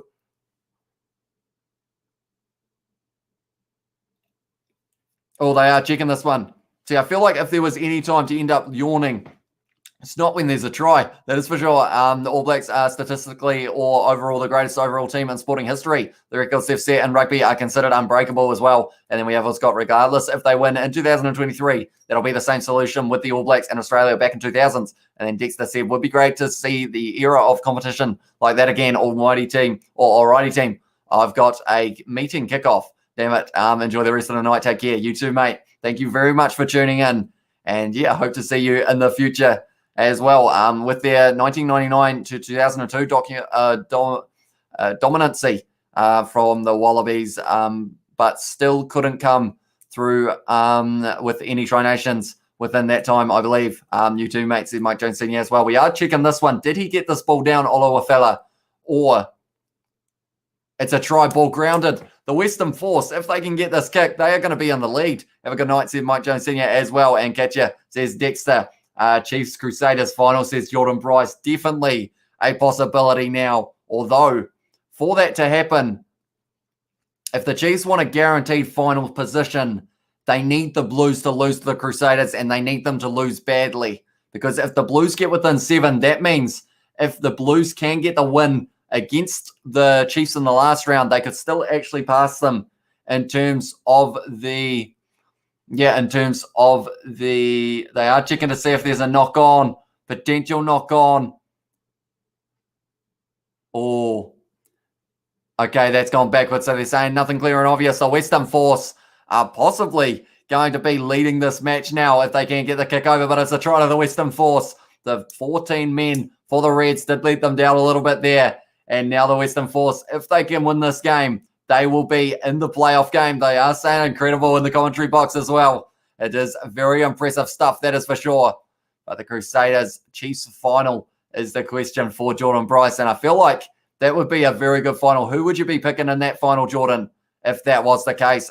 Blues need to defeat the Crusaders in order for the Chiefs to defeat the Blues to secure the number 1. Or in order for the Chiefs to defeat the Blues to secure the number 1 ranking in a home final as well. So Mike Jones Senior.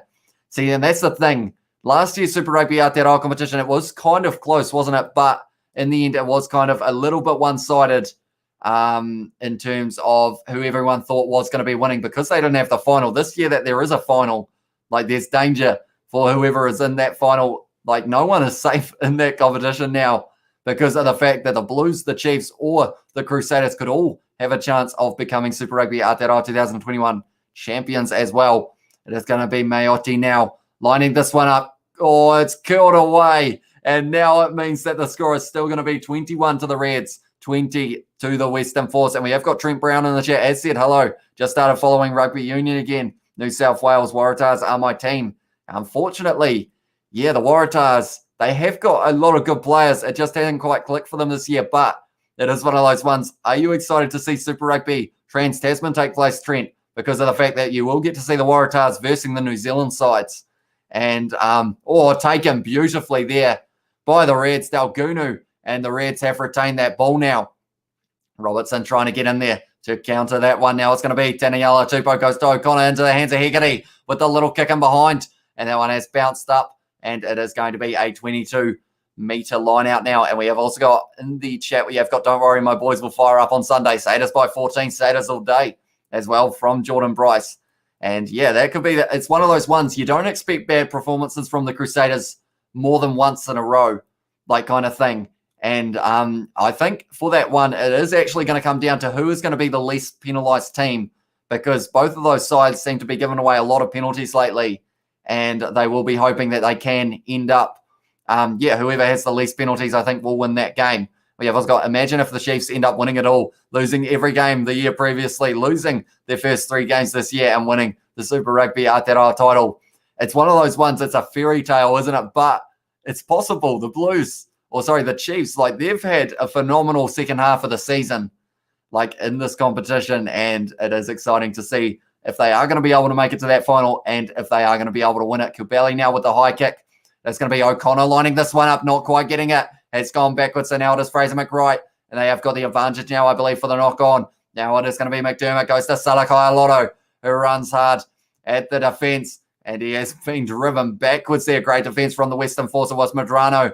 And also it was Kaitu'u And now it is going to be McDermott looking like he's going to be kicking this one high.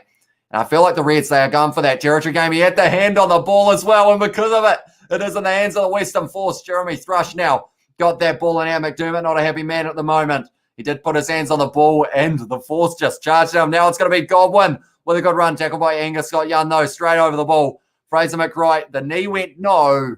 The knee went down. The knee went down in that situation. Now they've got another advantage, and someone could be going to the bin. Do they have a captain's challenge? Because the knee actually went down for Fraser McWright there. And now Miotti has got that ball. And now they have got that one. Going back 10. And they are going to be going back for the advantage at about halfway. The crowd are booing there. We have also got both coming off a frustrating defeat as well. And 28-22 to the Blues. Just got a feeling, says Mike Jones Sr. as well. Depends if the Blues discipline is reduced as well, said Mike Jones Sr. But we will look at this one again. I thought his knee went down. We need to try and get that one. Yeah, they are saying the knee went down, then he got back up. So perhaps, not sure. And we have also got, if you were to tell me 2 months ago about the Chiefs won 5 games in a row, I would have genuinely been the most shocked man on earth. Yeah, it's one of those ones that no one saw it coming. Even Chiefs supporters didn't see it coming. But now they're just on that winning tier. Like, they've had a lot of close games in those victories, but they have been able to get the win at the end of the 80 minutes. And that's exactly what you want. But yeah, they have got their penalty, and now it is going to be James O'Connor lining this one up. He is about 45 out as well. Kubeli not too happy by the looks of it. But 13 unanswered points, they have said, since they have been up to 21, I believe it is. And then we have also got, it's going to be interesting to see who is going to win this game. These games have been too close. Overall, 3 from 3 for James O'Connor. If you haven't already, be sure to leave a like on this live stream as well. I guess, should we see if we can hit 10 on this one? Super Rugby AU streams normally are a little bit quieter than our other ones, but I do still appreciate you all being here, and we just end up having a chilled out chat while these games are on. 52 minutes into this one, 21 to the Reds, 20 to the Force. James O'Connor lines it up, and it looks like it's gone away to the right. Yes, it has. No, it hasn't. It went over. Okay. Must have just been next to the post there, because that one looked like it had gone away a little bit. I'd like to see that one from straight behind to see how close this one was for James O'Connor going over or not going over. Are they going to show a replay? I don't think we're going to get one. But yeah, the way that the man took it, it was Jack McGregor. The way he took it, it looked like he was on the other side of the post. But it is the 3 points to the Reds, and now the difference is only 4 points. And that's the thing, at this stage, they are saying about Damian McKenzie, and I feel like anytime that name is mentioned now, just brings that little bit of a smile, because of the fact that, like, he has been pretty much called upon for those last-minute penalties, and he has been knocking them over more times than not. Like, because he did have the situation against the Crusaders as well, and when the penalty was given, he kind of did the closing the eyes as if to go, not me again, but he did manage to get it, Damian McKenzie. Now it's going to be McDermott. He is trying to look for it a little bit. He has got that one now, and he is going to be firing it back into the hands of James O'Connor, who does kick it downfield.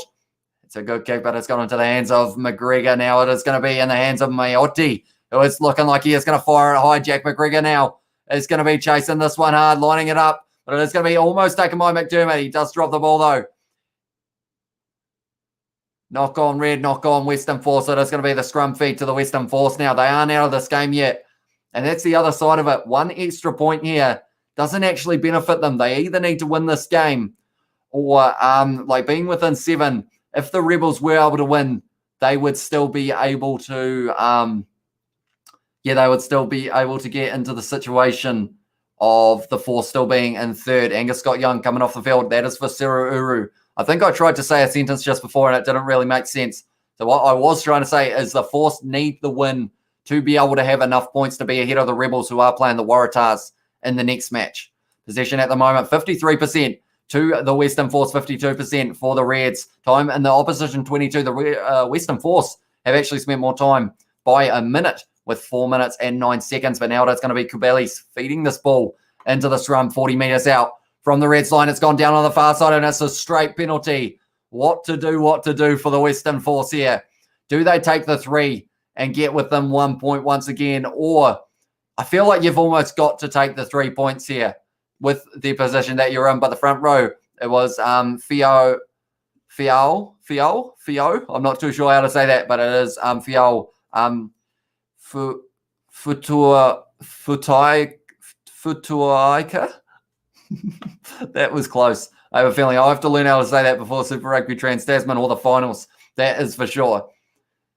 But yeah, it is going to be interesting to see who is going to be in that final. Are the Brumbies going to be able to beat whoever is in the playoff game against them? Or is there going to be another upset? Maybe this could be the final of the competition. That would be quite the comeback for the Western Force as well. I know they had quite a few losses early on in their campaign, if I'm not wrong.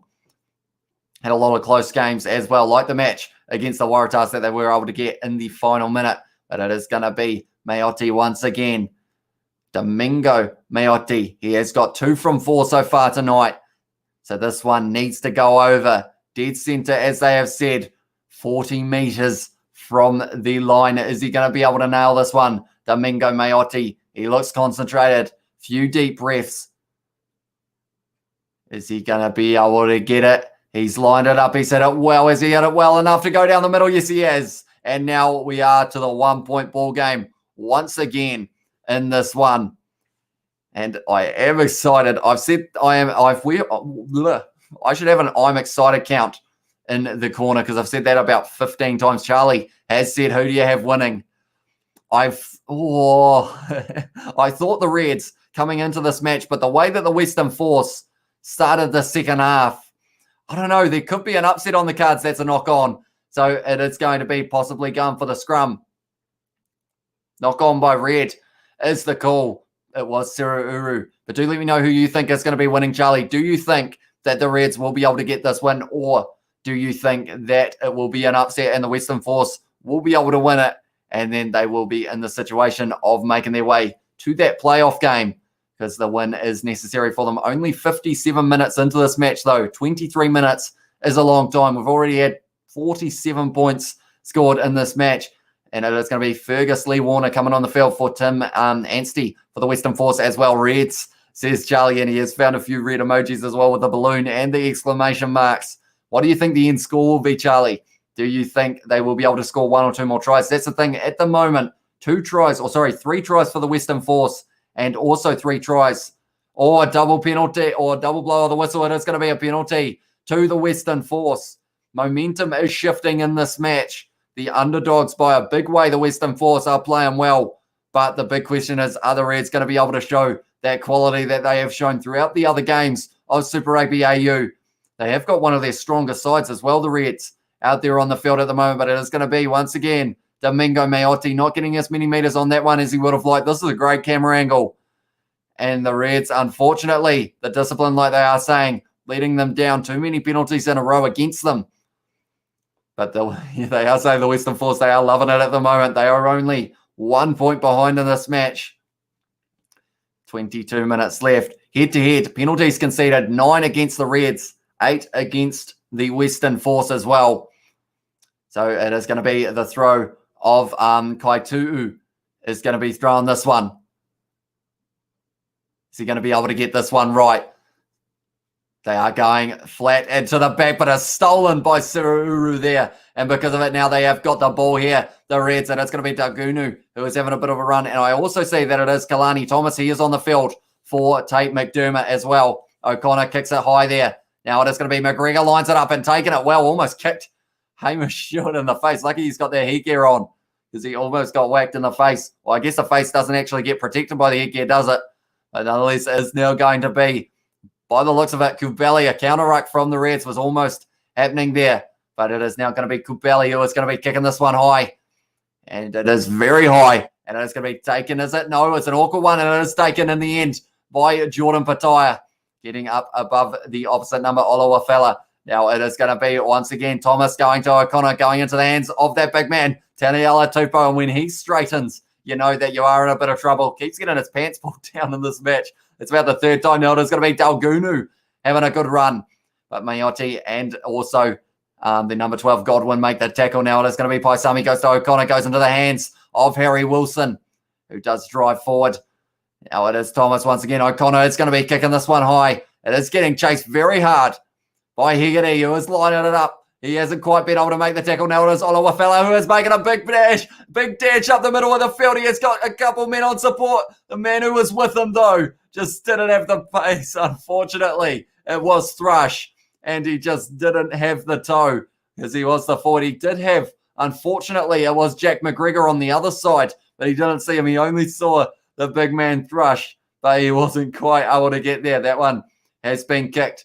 It was a deliberate knock-on penalty there.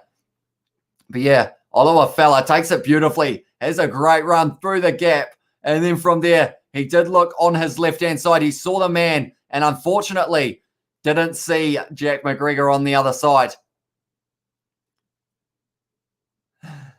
And what are you watching on? Says Charlie as well. I am watching it on Sky Go. So, yeah, pretty much I'm about 30 seconds behind compared to the actual footage, which is why some tries maybe have already happened if you are watching live. But it is going to be Pry coming on the field for Kubeli as well. Now it's going to be O'Connor into the hands of Hegarty. Here comes the counter-attack for the Reds. Oh, Jordan Pataia whacked in the... He did a bloody forward roll there, Jordan Pataia. Oh, and it is Kalani Thomas under a huge amount of pressure by the Western Force. Siruru now plays halfback, goes to Salakai Lotto, who is tackled by the number 8. Now it's going to be Siruru round the side once again. They are working hard here. Thomas goes into the hands of Hegarty. And now it is going to be Taneela Tupou trying to stop him. Were the players for the Western Force. They have got the advantage now as well. And the Reds are missing Suriasi Vunivalu. Yeah, what a star. He is on the wing. He hasn't played in the last about 3 or 4 matches, I don't believe, Charlie, if I am right there, which seems interesting. I'm wondering if they are resting him or whether there's an injury happening. Has he got an injury? Or it is going to be the knock-on. So because of it, oh, and the advantage was just over. So, unfortunately, it means now the Reds are going to have that scrum. The Western Force wouldn't have been wanting that as well. The time is off for more substitutions to be made. Jeremy Thrush is stretching his legs out a bit. He has had a lot to do in this match so far. He was running hard next to the man who was running through the gap, Olowafela. But that one, Taneela Tupou. How do you stop that man? You got to wrap both arms around a leg, and you're lucky if you get right round it. That is how big and strong Taneela Tupou is. He said he'd come back soon in an interview, but yes, he was injured, said Charlie as well. Was it, what type of injury was it? Charlie, do let me know as well. But yeah, I remember watching early on in the season, like he was tearing it up on the wing. And yeah, I'm hoping that we do get to see him in Super Rugby Trans-Tasman and also possibly in maybe the final if he does get his spot back. But that's the thing, Jordan Pataia on one wing, Felipe Daugunu on the other. It's hard to find a spot for him, even though he is such a good player. Like, and they are showing now it is the number 2, Felipe Kaitu'u, who has made his way off the field. He was able to score the try early on in this match for his side in the 38th minute. And maybe can they get one more in this one? But they are showing Richard Kahui is still on the bench as well. Slightly forgot about him. He is a Kiwi, of course, and he will be hoping to get a run round a little bit later on. Maybe they would take off either Kurandrani or also maybe Pulu because of the fact that they both have yellow cards and they don't want to risk a red here. Although saying that, if you end up with a yellow card or a red from here, you're almost missing the rest of the game as well. But it's going to be Andrew Reddy who is coming on the field now. It was a hamstring injury, which is tough, yeah. As soon as it's anything to do with like hamstrings, calves, or anything like that, it's a tricky one because of the fact that if you try and push it too early, you end up in that situation. Tell you what, that's almost a counter ruck. Is it? It collapsed on the far side. So it is going to be, once again, is going to be a scrum reset as well. And then we have also got, it was a, yeah, but hamstrings are trouble in terms of how you can try and rehab them to be able to come back to 100%. Come on, the Reds, says a Ribsy as well. And we have got Wesley Reid has said impressed with the young players. And the Reds also like how the Force have come back when you think this this was a team that was on the edge of no longer existing. Yeah, it is pretty awesome that the Western Force, I mean, not just in this game, but in general this year, like they've shown that they've got the potential to be able to beat some New Zealand sides in Super Rugby Trans-Tasman. It's just one of those ones that, like, yeah, or them against someone like, I'm excited for them versus the Chiefs or someone like that. I feel like that could be quite an interesting matchup to watch. That is a good one. Oh, it's a penalty now to the Reds. I've taken it quickly there. but he has been told not to take that one because of the fact that it was possibly not on the mark, sorry. And we have also got still on the stream, but editing my Rugby Challenge 4 teams. What teams are you making up, mate? I have been doing a few of the Rainbow Cup sides as my kind of recent ones that I have been trying to work on. But yeah, I am excited for Western Force playing teams in the Super Rugby Trans-Tasman competition. Like that competition, as long as it all gets to take place, touch wood, of course, like that's going to be a good one. And the final of Super Rugby Aotearoa and Super Rugby AU, if the final, imagine this, the Force winning this match against the Reds somehow in the last moment of this game, then you're in the situation of the fact that it could possibly be the Western Force beating the Brumbies, then facing the Reds in the final. Like that could be a pretty awesome matchup, although, that one straight from Alex Murphy. He scored 6 tries already. He would love to get another one. And he has got the ball at the back of the rolling ball. And as soon as that happens, you know that you are in trouble when you are defending, because the Reds, they have got a strong fullback, a huge fullback, and they are still going. But one man coming straight through the middle. No, he wasn't. It is an advantage now. And it means that, unfortunately, the Reds can keep on driving their 5 meters out. Now they're still going with this rolling ball, but the ball has been held up there. But they are going to be going back for the penalty. 16 in through the side is the call against Andrew Reddy. So because of it, now the Reds have got the penalty. Do they kick for the corner here, the Reds, or do they take the 3 points for the sake of being 4 ahead? We've also got nearly finished my 1991 Wallabies. That would be a pretty awesome side. Just finished my 1999 teams, but still need to create David Griffin. Yeah, that's the one thing with the fan hub is sometimes if no one's created the players, like player customization in Rugby Challenge 4 is extremely in-depth. And like it can take quite a wee while. Who is the momentum? Says TUT. At the moment, in the first kind of 20 minutes of the second half with the the yellow card of it was, who got yellow carded? It was Jordan Pataya. Then in this situation, it kind of went Western Force, but now it's kind of swinging back in the favour of the Reds. I'm quite sad. I've just broken my pen. I didn't think I was... Oh. You know when you break a pen and sometimes it's either satisfying or it's like heartbreaking. And it's one of those heartbreaking moments there. Oh, I think it just, it's fixed. I've put it back in. Right, now it is going to be Thomas is going to O'Connor. This is a good move for the Reds here. Now it is going to be once again Thomas going into the hands of Hamish Stewart. No, it's not. It's Fluke, sorry. And he is only 5 meters out from the line. Now it's going to be Thomas once again. Goes to Salakai Lotto. Can the Reds get the try? Almost stolen there by the number 21 for the Western Force. Now it is going to be once again driving forward. The Reds still 5 meters out. Now it is going to be Daugunu going back behind O'Connor. So he has had to go and reclaim that one back out of the 22 now stepping. But he was tackled there.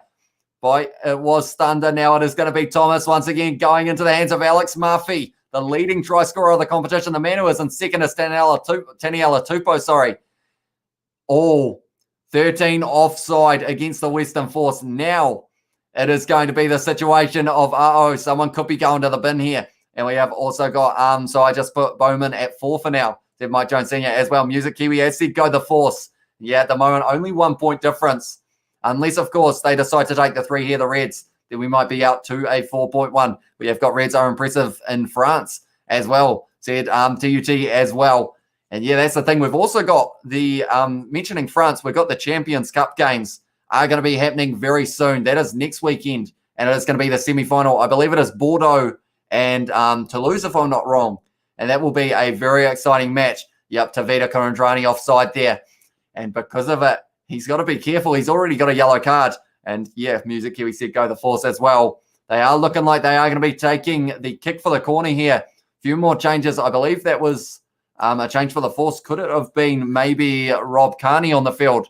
I'm not sure where he ended up, but he wasn't. No, Jack McGregor is still out there. I see. Toulouse versus Bordeaux. Who are you going for in that one, mate?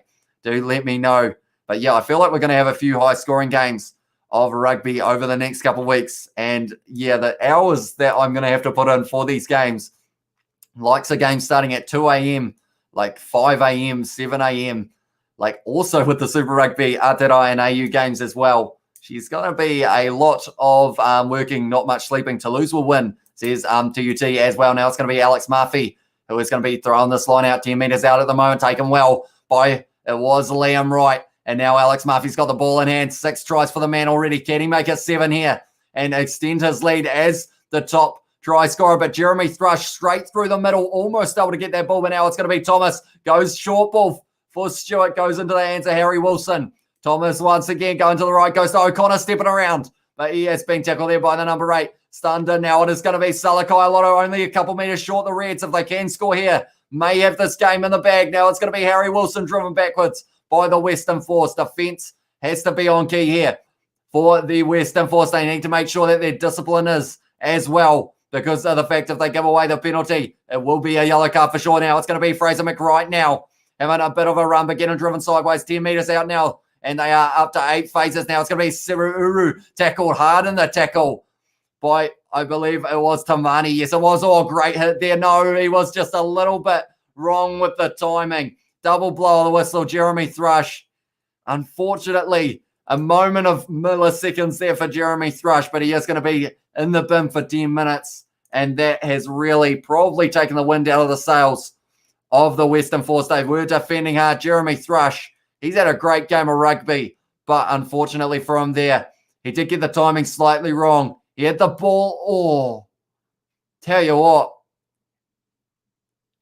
Oh, it was close. It was very close to being the right timing. Now it is going to be the kick for the 3 points for O'Connor. Jeremy Thrush has been told he was sitting on the wrong sin bin seat. We have also got O'Connor has really grown as a player. Yeah, he is impressive. And I'm excited to see him play not just against the New Zealand sides in Super Rugby Trans-Tasman, but also if the games get to take place between Australia and France in July, there are going to be some good matchups there. And yeah, at least in that regard, I think it is Australia as the home side. So those games won't be on at too crazy of hours in the middle of the night. But yeah, it's going to be good to see him play up against some of these New Zealand sides. I'm trying to think best number 10 in the New Zealand competition. Maybe O'Connor versus Mo'unga in that competition, or in the match between the Reds and the Crusaders. That will be an exciting one. Who will have the magic there, James O'Connor, or will Mo'unga be able to get the better of that one? Also, Damian McKenzie versing someone like a Rob Carney. If he isn't injured, he isn't playing this game though. So it's an interesting one. We have also got for the other semi, it's more uncertain. Yeah, that will be between La Rochelle and also it will be Leinster. And that will be a very interesting matchup as well. What are you watching on? I am watching it on Sky Go on my monitor in front of me, and I do have the chat to the side as well, so that I can see everything that you guys are saying. And I do appreciate you all being here as well. These live streams, they are a lot of fun to do, but they are even more fun when we do have all of you guys in the chat. We are also sitting on 12 likes, so let's see if maybe we can get it to 15 by the end of this live stream. It's going to be Salakai Lotto tackled there by Olowafela. Now it is going to be the number 21, Kalani Thomas. Oh, good low tackle there from it was Reddy who made the tackle on him. Now it looks like Thomas is trying to fire this ball back. At the moment, 4 points difference and a man advantage to the Reds. Now it is going to be James O'Connor who is going to be kicking this one downfield.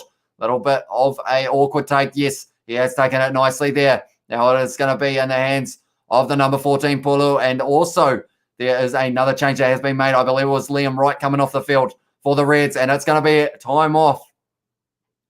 Foul play that they are checking, something that the Reds can't be given away unless it was the Western Force, of course. But they are going back now to have a look. 16 blue. It is going to be Andrew Reddy, who is under the microscope, as they have said. And we have got come on four, says Mike Jones Sr. Yeah, can they pull off the massive upset? Although if there is foul play here, it is something that they can't really afford to be given away. Right. So it's off the restart. He fires it back, and they are trying to say maybe. Makes the tackle. So I think they're trying to say maybe for... Yeah, I think they were trying to check to see if he did use his arms in the low tackle there. Or whether it was kind of a shoulder charge to the knee. So, they're saying no arms. So they are going to be giving away a penalty here against the Western Force, I believe, which is exactly what they wouldn't have been wanting in this situation. They are saying no arms. And yeah, it is kind of a shoulder charge into the knee.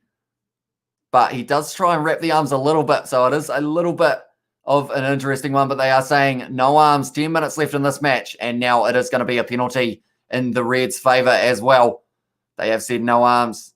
And because of it, it means that it is going to be the penalty to the Reds. And Uredi isn't too happy about that one. This part of the pen that actually broke is quite sharp, I have learnt, because I think I accidentally, stabbed myself with it when I was playing with the pen. But yeah, unfortunately, he does kind of lead like that. But was it a penalty is what they are asking the question.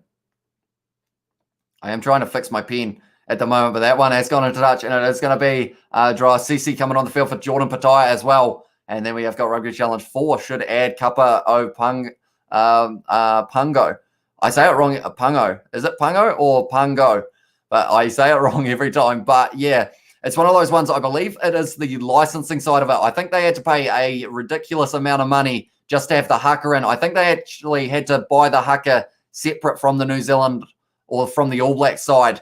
So I guess it's just budget in terms of whether or not they did want to spend the extra money to get another haka in. But it would be quite cool if it did have that. And also, something I feel like they're lacking, try celebrations. Like having kind of like you're allowed to pick a celebration for your player to do. Kind of like if you have Rico Ioane, he does like the arms crossed, or you have like, all those certain celebrations that all the players have. Like the smack on the chest for Laumape and all that kind of thing. Like that would be kind of cool if they decided to add that. I'm not sure how much extra effort it would be to do it, but it would just add a little bit more of a feel for when you do score the try and you can get pretty excited about it. And Kappa O Panor, is it? Panor. Kappa O, I'll say one because I said it about 15 times. That one has been kicked to Hamish Stewart now. So I'll say Kappa O Pangor. Is that how it is set? And let me know how far off I am. But now it is going to be in the hands of Thomas. Goes a short side there. And it's in the hands of Fraser McWright. He's been a busy boy so far throughout this match as well. Now it is going to be around this side. It is going to be, I believe it was Daugunu. That's a little knock on. He played it on the ground as well there. Daugunu. So they're probably lucky to only have a knock on there. Wait, let me reword it, said Mike Jones Sr. I feel like it's something I should know how to say as well. So I do appreciate you helping me out for it. Oh, my pen's broken again. But now it is going to be Hamish Stewart, who was lining up the kick, and then he decided to go himself there. Hamish Stewart was a good run. And then from there, Sururu, I believe it was actually, it might have been the man who just came on the field, Dra Sisi, who did have that one maybe. Kappa O Pangor. Hopefully that is right. And we have got which teams do you support? Tell you what, I am pretty impartial when it comes to these sides. Like, I just love watching, I think I just love watching rugby in general. Like Super Rugby Aotearoa, the 5 sides in that, I can't pick a favourite. And I feel like this one, I do enjoy watching the Reds because it is kind of the most similar style to the New Zealand sides, but I love watching the Brumbies and the Force as well.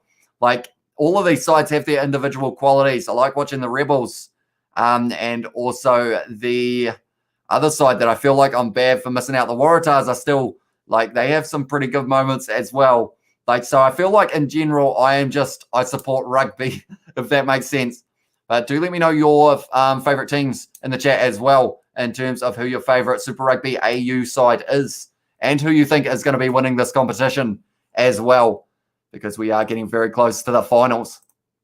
But it is going to be the scrum now. And that one is going to be the penalty to the Western Force. Only 4 points difference. If they can score, they would be in the lead. 7 minutes left. Another game is coming down to the wire. And they are saying to guarantee a spot in one of the finals, they need to win this game. How's it, Bertie from South Africa? Welcome to the live stream, mate. Thank you very much for tuning in. We have got a very close game on our hands. The Rebels, the Western Force at the moment sitting 14 men on the field because of the yellow card to, it was Jeremy Thrush. So we are waiting to see if that will have the impact, but they have now got the penalty here. The Western Force, they are making more subs. It is going to be Richard Kahui, experience and a half for that man. I remember watching him play for the Chiefs. And now we are at the situation of Tavita Kurandrani paving the way for Richard Kahui. And now it's going to be interesting to see if he can have an impact. Now it is going to be in the hands of the Western Force. It is going to be Miotti. Goes to Richard Kahui, who gets a carry already. Tackled by McWright. Now it is in the hands of the number 20, finding the gap up the middle a little bit, but he is tackled in the end. Now it is going to be the number 21. I feel like I haven't learned the bench of the Western Force that well, but now it is going to be in the hands of Richard Kahui with a little kick behind. He found a bit of space, and it's going to be Olowafela. It's set up for him, and he scored the try. He's got the hat trick, and that might have just won the game for the Western Force. I am sorry about your eardrums, everyone who is listening, but Olowafela, what a game of rugby he has had. Jordan Olowafela picking up his third one. He has got his celebration big time, and that may have just confirmed a spot in the final for the Western Force. Someone's got a donut in the crowd. It was like a massive cushion donut, but that is the try. Olowafela scoring that one. It was off the pass of Stander. Little kicking behind Richard Kahui involved. Set up perfectly for Olowafela. James O'Connor not able to get that one, and Olowafela scores the try. And now it means that the Western Force are going to have a little bit of a lead here. We have also got, what a game, Chiefs versus Canes. Feel so sorry for the Canes. Yeah, they've been so close yet so far away. 2 weeks in a row, only losing by a few points in both regards. But I feel like them in Super Rugby Trans-Tasman, they will be able to find a few wins. They are just hopefully going to end up not having too many more injuries, which is a key for most of these sides as well. But Olowafela scoring the try, and that's given the crowd something to get behind. Of course, going into lockdown at 12 p.m. tonight, won't be allowed to do too much of the rugby. That is for sure. I don't think they'll be able to play in general with crowds anyway. But that one was a great try for Olowafela, picking up his third of the match. We have also got Suck being a Chiefs fan watching the Super Rugby or 09 Super Rugby final as well. And we have got our hopes up with the first try. Then we're absolutely humiliated after as well. And Wesley Reid has said Reds all the way being a Queenslander. And now it is going to be Mayotte once again. Domingo Mayotte, 3 from 5. This one needs to go over if they do want to get a little bit more of a lead. If it does go over, it will be 3 points. Has he got this one? Yes, he has. And now the score is going to be the Force 30.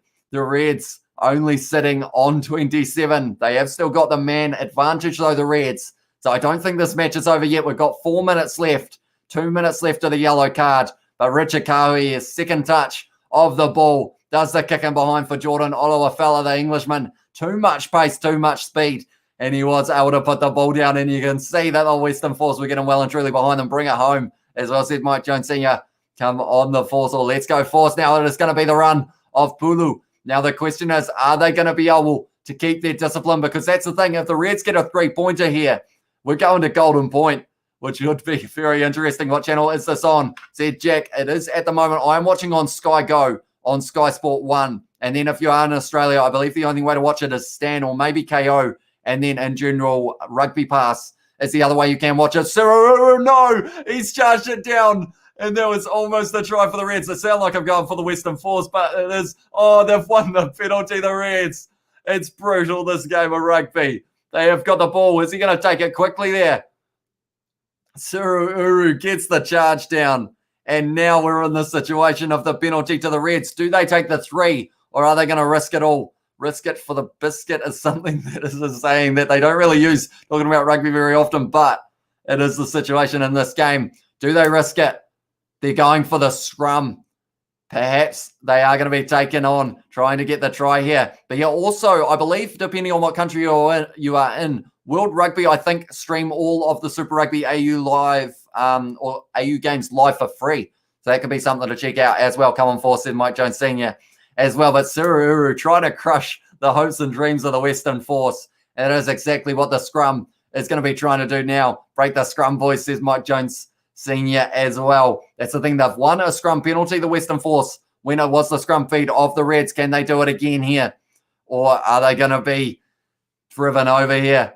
The scrum looking steady. The pack weights could play into the factor. They are going to be driving here, are they? No, great scrum there from the Western Force. No, they've got the advantage now. It's going to be Thomas who is going to be running forward. The Western Force have got this ball, and they are only 5 meters out.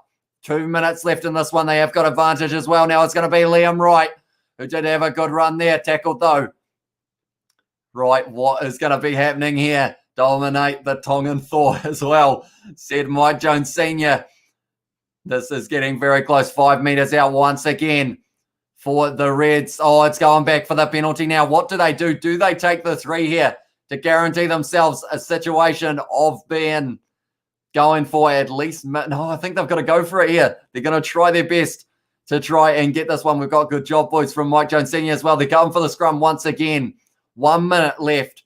They don't want the 3 points. They want the win here, the Reds, because of the fact 3 points would take it to extra time.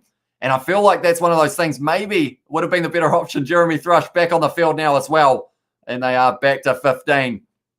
This is going to be a close one, that is for sure. And I am very excited. They are saying that the Force would end up in a situation of getting the bonus point, but I don't think it's going to make the difference. They should have gone for the 3 points, says Wesley Reid as well. Yeah, that's the thing. If the penalty goes against them here, they are in that situation of blowing a chance of winning this game. But I guess they're working on the feeling or working on the reasoning of that their scrum has been pretty strong. It's gone down on the front row, but the ball is available. It is going to be Thomas now. He is going to be passing it now, going into the hands of Joshua Fluke, that is. He's getting close. That's going to be held up there, but they are over the line. The post is getting involved as well. It's going to be in the air. They've been driven back out. If they can't get this ball out, it's a penalty to the Western Force. 7 seconds left in this game, and they may have just pulled off the upset of the competition, because all they have to do now is retain this scrum. But the game's not over yet. But Richard Kahui, I said he was going to be a key, and that is exactly what he has done. The Western Force are cheering in the crowd as well at HBF Stadium.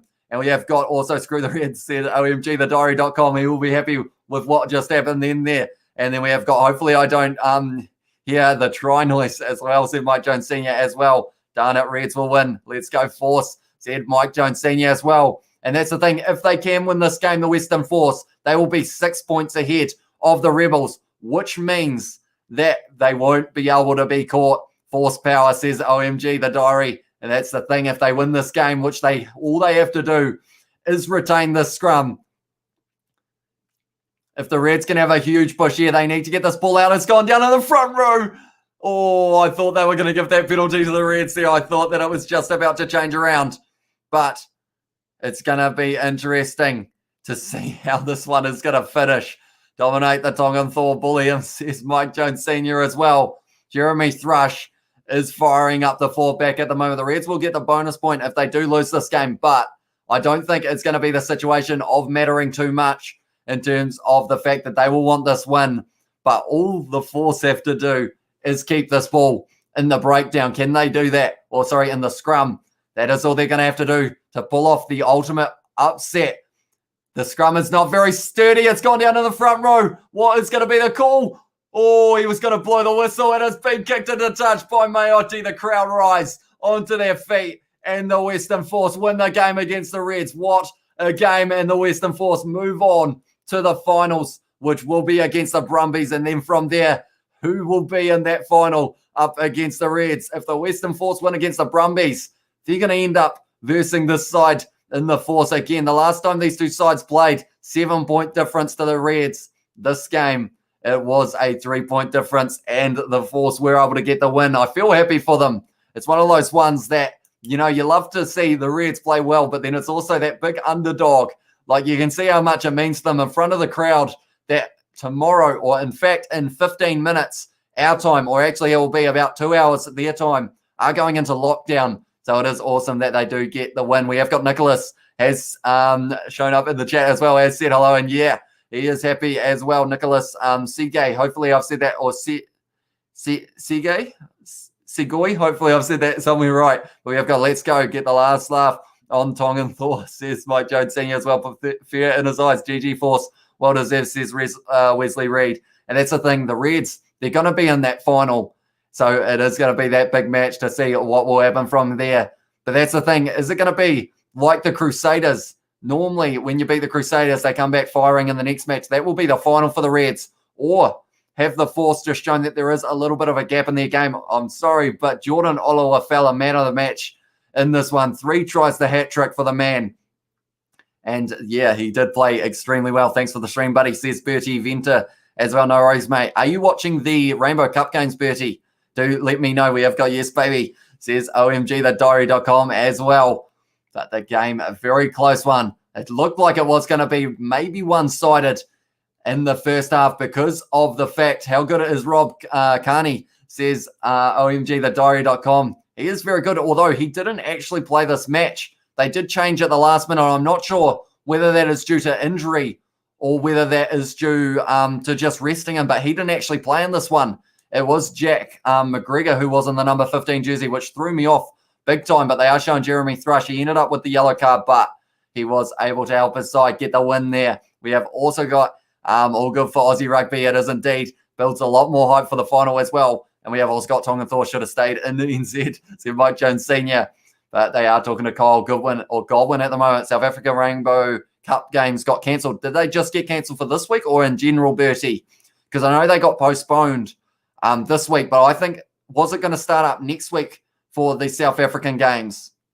And they were all going to play each other twice, I think, if I'm not wrong. But that could have been changed once again. It is one of those tournaments that we don't really know too much about because of the fact that we don't really get to see, or I don't really get to see too much of the news. But they are showing Rob Kearney there. He is walking around, so I'm wondering what it was that made him not play. Perhaps either a change in their minds in the last moment, or maybe they just decided, we'll play McGregor. Perhaps an injury, though. And we have also got Tamati Williams on debut, 6'5" prop, has the frame and size of Carl Heyman because he's heard he's a great scrummager. Yeah, that's going to be exciting. And he is a huge prospect for the Crusaders as well, I believe. And De Groot at 1, incredible scrummager as well. He's Mike Jones Sr., but I believe, if I'm not wrong, he is off the bench, isn't he?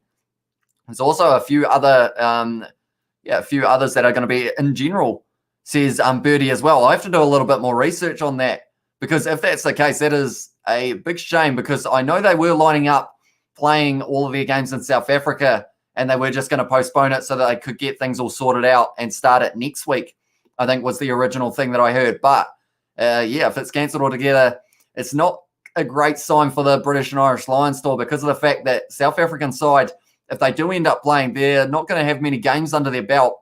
And that is something that they wouldn't have been wanting going into it. De Groot at 1 and Williams at 3 for the future of the All Blacks. Well, that would be exciting as well. Maybe I should do something on Rugby Challenge that's like young players and it's everyone under the age of like 22 or something, or 25 or something along those lines, and put them in a side. And we have also got, oh yes, are we playing in South Africa but can't travel, says Bertie. Yeah, so I think, if I'm not wrong, the games that were going to be played this week are now being played next week. And from there, but they're only playing the South African sides and they're playing twice, I think. But yeah, the win for the Reds made a similar list last year, said Mike Jones Sr. as well. Maybe we all need to get in contact about that list, mate. And I could do something like maybe the older All Blacks players versus a young and upcoming All Blacks side on Rugby Challenge. Could make it happen, perhaps. But yeah, nonetheless, I will read through who scored the tries. First, I will talk about the yellow cards, 3 in this match. The first one going to the first one going to Tavita Kundrani. Then the next one going to Tony Pulu. And then the third going to Jordan Pataya for the Reds. Then the tries in this match were scored by Hunter Paisami, Taneela Tupou, and also Felipe Daugunu for the Reds. Then for the the Western Force, it was Kai Tu'u. Jordan Olowafela was able to get 3 tries. And then the yellow card for Jeremy Thrush as well. So 4 yellow cards in this match. We have got, that'll be interesting as well. Said Mike Jones Sr. We have also got, that's right, not enough rugby for the Box and South African players. Yeah. And it is going to be interesting to see if that tournament or the competition, the tour, can even take place. Like, we're only a couple months away. It seemed like ages ago. I remember when I made my first announcement about it, it was 100 days. And now we are probably sitting a lot less than that. Hey, lad, GTSY, good to see you. I remember you said that last time and I couldn't work out what it was, but I have remembered you to tell me go the Reds as well. Yeah, Western Force, though, able to pull off the major upset, beat the unbeaten Reds side, and now it gives them that little bit of momentum going into the game against the Brumbies. It's a bit of a shame in some regards because of the fact that the game tomorrow won't actually mean anything. The Rebels may be able to win it. I kind of hope, I don't know, in this situation, I feel like I'm not alone here. I kind of want the Waratahs to be able to beat the Rebels now that they can't get into the final, just so that the Waratahs have got a win. Maybe it could be the round of upsets and both of the the lower sides would be able to get the win. Or would be a debate. Do South Africa keep their ranking? Or they also aren't putting it at risk this year because they've ruled themselves out of the Rugby Championship. And if they lose to Isolate next year as well. Yeah, it's going to be a big question for World Rugby and whatnot of how the rankings are going to take place, and also how we're going to get more games of rugby for, like, I feel like South Africa, they had a warm-up. No, sorry, the British and Irish Lions have a warm-up game against Japan before going into the British and Irish Lions tour. I'm not sure whether that's still happening, but I feel like it would be good for South Africa to be able to have a few warm-up games as well. I know it was talked about having a perhaps South Africa, they kind of make their side and they travel around and verse kind of like the provinces of South Africa just to give them a little bit of game time before the actual competition. Good memory. He said Jesse was an outlaw as well. I do try my best to remember everything in the chat. Sometimes I do forget some stuff. But yeah, a lot of you guys, I do manage to remember pretty much everything you tell me. And that can be a good thing and also a bad thing, depending on what is said in the chat, that is for sure. But yeah, Taneela Tupou in the 11th minute was able to score the try. He is a beast when he has the ball in hand. And then from there, it just looked like the Reds were going to be able to dominate this game. But from there, the Western Force, they just held into they just managed to stick into this match as long as they could. They were able to get a try when they were down to 14 men as well. We have also got Rugby Championship would be their best warm-up. So I said Mike Jones Sr. as well. And we have also got, is it all because they said those vaccine don't work against the South African strain? Has that got anything to do with it being cancelled as a player could be banned from travelling from the UK? Yeah, it's an interesting one because they had the whole thing about the travel bubble being an option, because I know the cricketers for South Africa have been travelling all over the place as well. So I'm wondering how it's kind of different, but I guess there must be the reasoning behind it. First game, Box versus Lions, is 24th of July. That's only about 3 months. Tell you what, is it 3 months away on the dot now? Is it Box versus Lions first game? I thought it first game, Box versus Lions, is 24th of July. Yes, see, that's only 3 months away from the big matches, and the warm-up games for the British and Irish Lions against the Stormers and the Bulls and everything are even sooner. I wouldn't expect them to win, but it'll be a great experience, new partnerships, new experience with unexperienced or new experiments with unexperienced players, and to help build the chemistry. Yeah, I feel like it's one of those ones, they just need more rugby under their belt. I feel like they won't want to come into this tour unprepared, and they need to find a way of being able to play some, like, because that's where the likes of playing Leinster and whatnot would have been really good in terms of them being able to verse some of those physical guys, see the Northern Hemisphere style as well, and see if they were going to be able to learn how to counter it. No one's expecting South Africa to win the first test, no. But are they going to win the series? That's a big question. And they are talking to Jordan Olowafela at the moment, stand player of the match. He did score 3 tries. South Africa need game time as well. I will actually look at some stats as well while we are at it for this match. I'm sure some of you guys who are just tuning in now are extremely curious about how this match played out and how we got to the result that we did. And I guess one thing's for sure, and you could say that, it was just a very good performance from the Western Force. They ended up with the yellow card early on in the match, and from there they just kept on going, and they didn't give up. Like, it was one of those ones that, it was a great game of rugby to watch, though. Like, it was back and forth, like all of these Super Rugby AU and Super Rugby Aotearoa games have been. Like, there's just no difference in terms of the points. Like, it's very hard to get a game that is split by more than 7 lately. I mean, British and Irish Lions, 24th of July. Yeah, so that is 3 test series, isn't it, for those matches? So hopefully they will be on at a decent hour, although I feel like it's going to be like a 3 a.m. start. But I think for those games, I will still be getting up for them. Being a Queenslander stuck in the US, I'm not happy with the result. I wish I caught the game as well, says Jacob Kilgore. Hopefully I've said that right. But yeah, it was a good game. Even though the Reds lost, I feel like there is still plenty of moments in that game that you would enjoy as a Red supporter, like Taneela Tupou scoring his try. He ran past about 5 guys, and I know the highlights will be on YouTube maybe in about half an hour.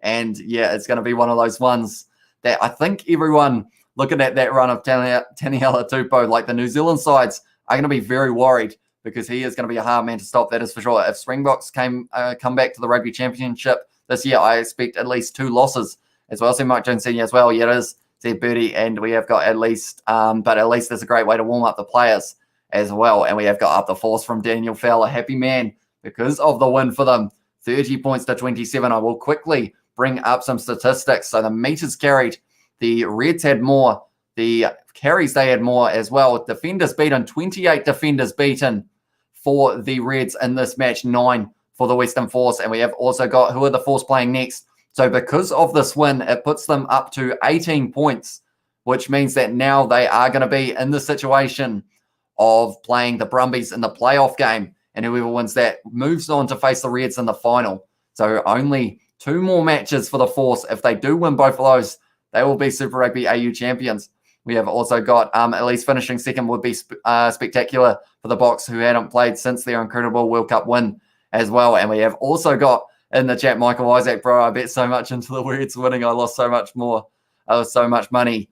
I'm pretty sorry about that, mate. How much? I don't know whether I'm allowed to ask. How much did you put on them? Because I feel like they would have been paying. What were they paying to win as well, Michael Isaac? Because they would have been well and truly the favourites, I would have thought, in this match. We have got Skaz YT, as said, go the Force. And yeah, they were able to get that win. So we have got clean breaks. They had less as well, the Western Force. So they have one of those games that the Reds almost were dominant in their moments, but the Force just seemed to have that heart that they were trying to get all the way. Michael Isaac bet $100 on it. That is a lot of money to put on the Reds, but it would have seemed like a safe bet because they have been undefeated up to this point. I feel like there will be a lot of people as well in that same situation, Michael, because I guess it's like the fact that the Chiefs I saw were the betting favourite by over $1 in the match between the Chiefs and the Hurricanes, and yes, they won. But the crazy thing to think about is the Chiefs, they would have been well and truly the underdogs all of last year's Super Rugby Aotearoa in terms of the betting odds. But now they are actually the favourite, which is kind of awesome. The tackles, they're worth 139 for the Western Force with 28 missed tackles, 124 for the Reds with 9 missed tackles. And then we go down to penalties conceded. In the end, 16 against the Western Force, 10 against the Reds, and 3 yellow cards for the Western Force as well, and 1 yellow card for the Reds. So that's the thing. They had 30 minutes of this game that they didn't have all their men on the field, the Western Force, yet they were still able to keep in there as well. I'm a Queenslander as well, but the better team won in the end. We didn't take the 3-point. That is true. They were straight out in front. They decided that they didn't want to have it as a draw, and I guess that's just because of the fact that maybe they were backing themselves.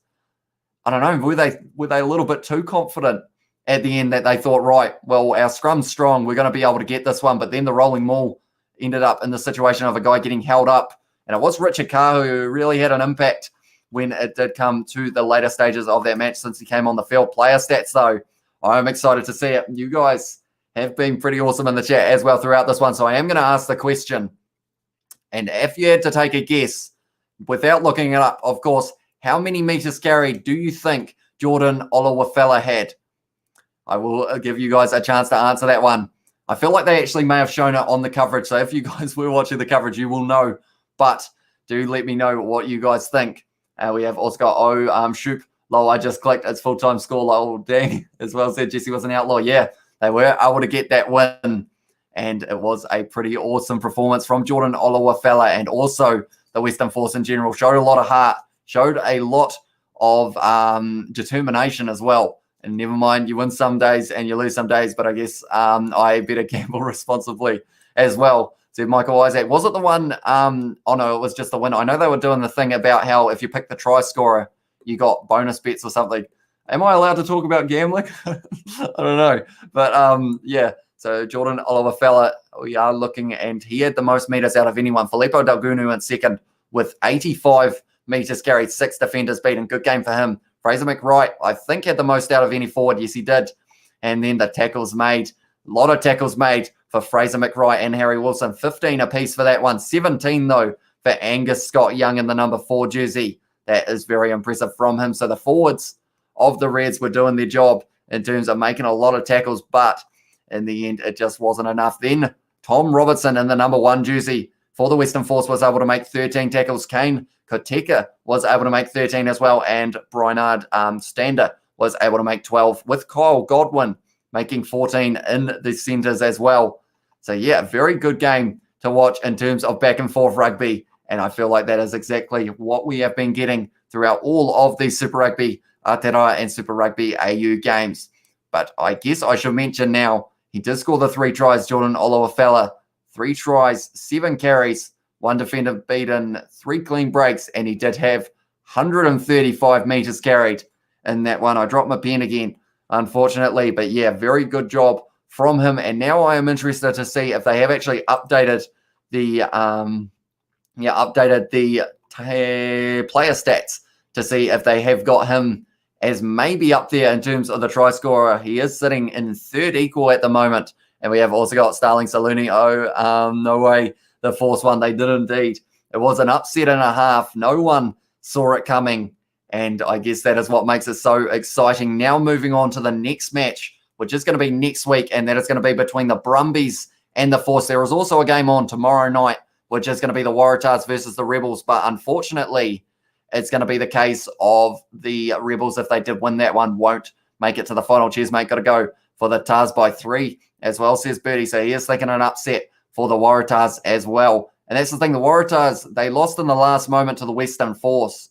And now the Western Force have beaten the Reds in the last moment. So if the Waratahs beat the Rebels, yeah, it's going to be all muddled up, I think. But that's going to be what makes it so exciting. Enjoy the evening, says Birdie Venter as well. We have just struck midnight. So, yeah, I will probably end up doing a bit more editing. I'm trying to decide whether or not to do the games at 7:15 a.m.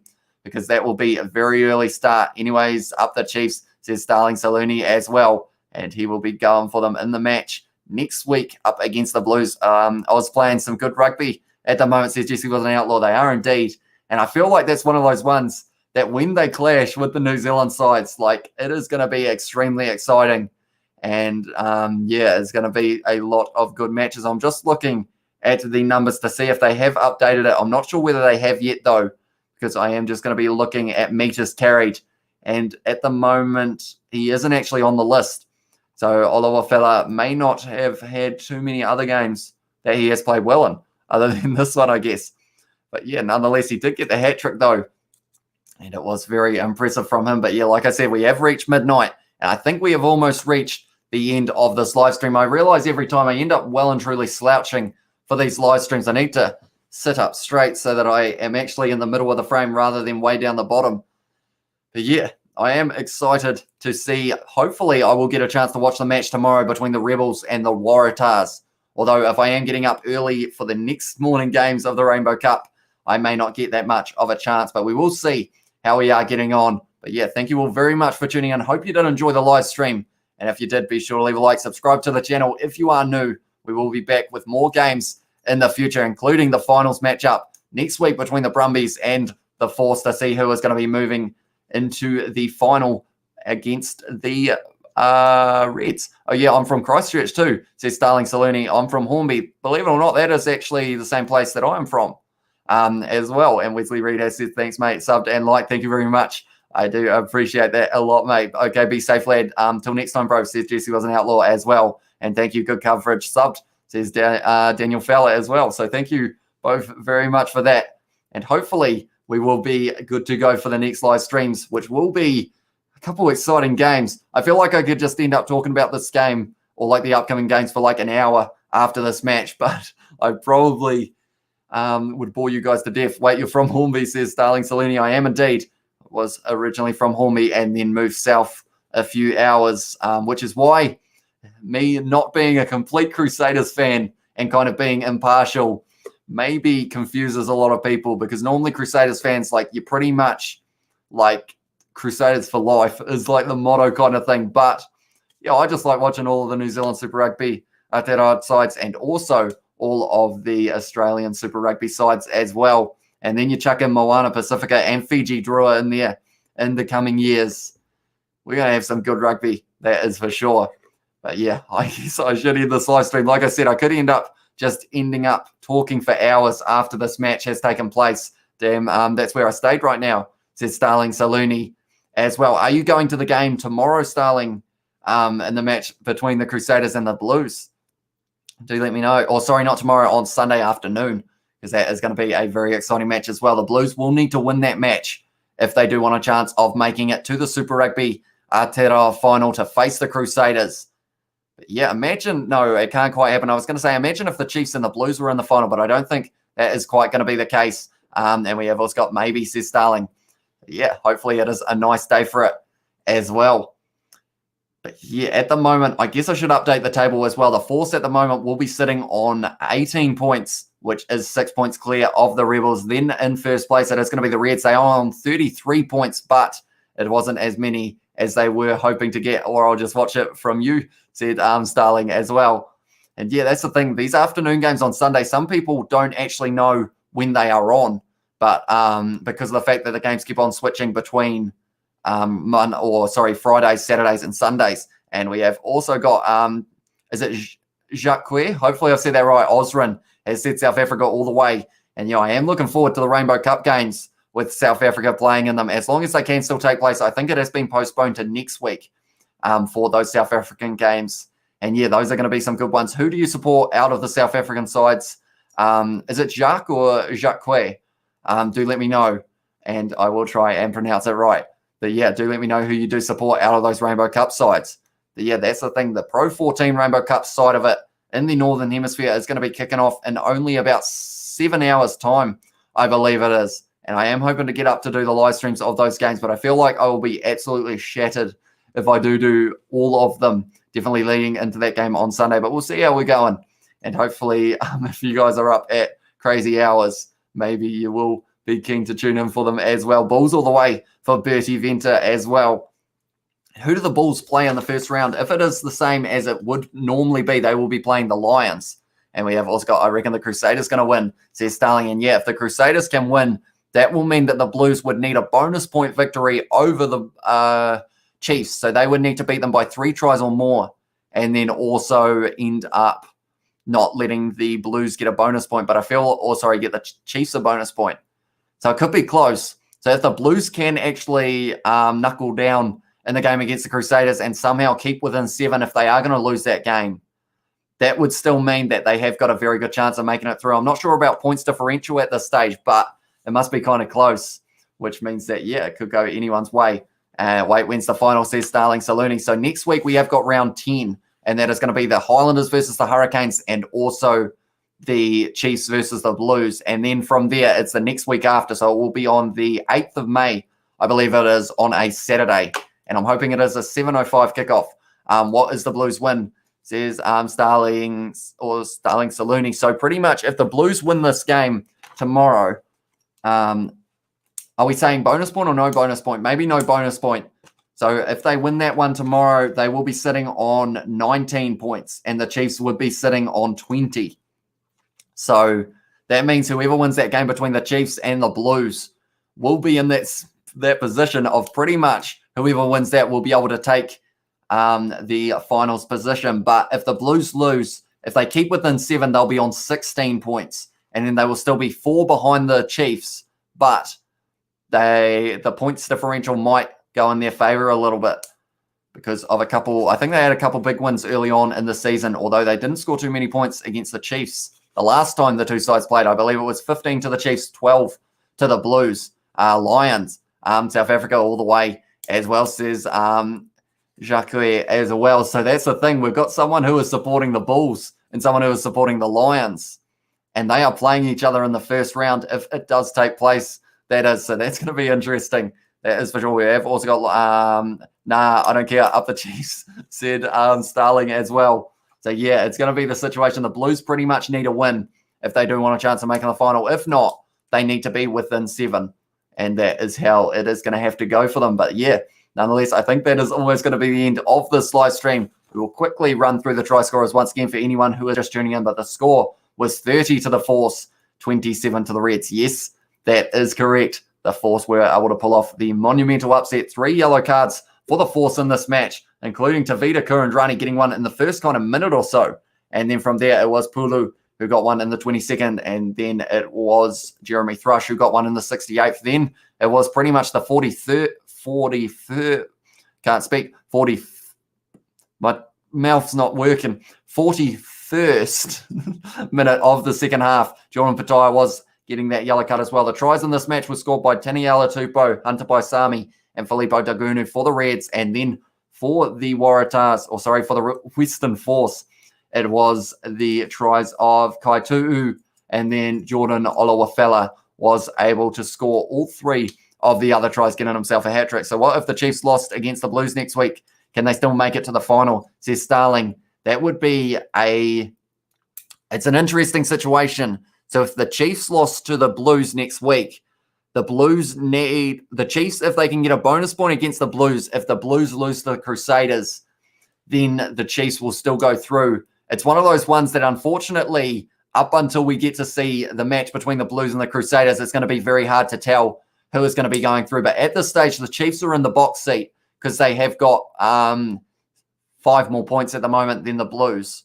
So depending on how that kind of happens in the match on Sunday between the two sides, we will have to wait and see how that is going to shape up. And we have also got Blues defeat both, then the Chiefs don't advance, says Mike Jones Sr. as well. That is true, actually, now that I think about it, because of the fact that will put them up to 19. And then, if they beat the Chiefs.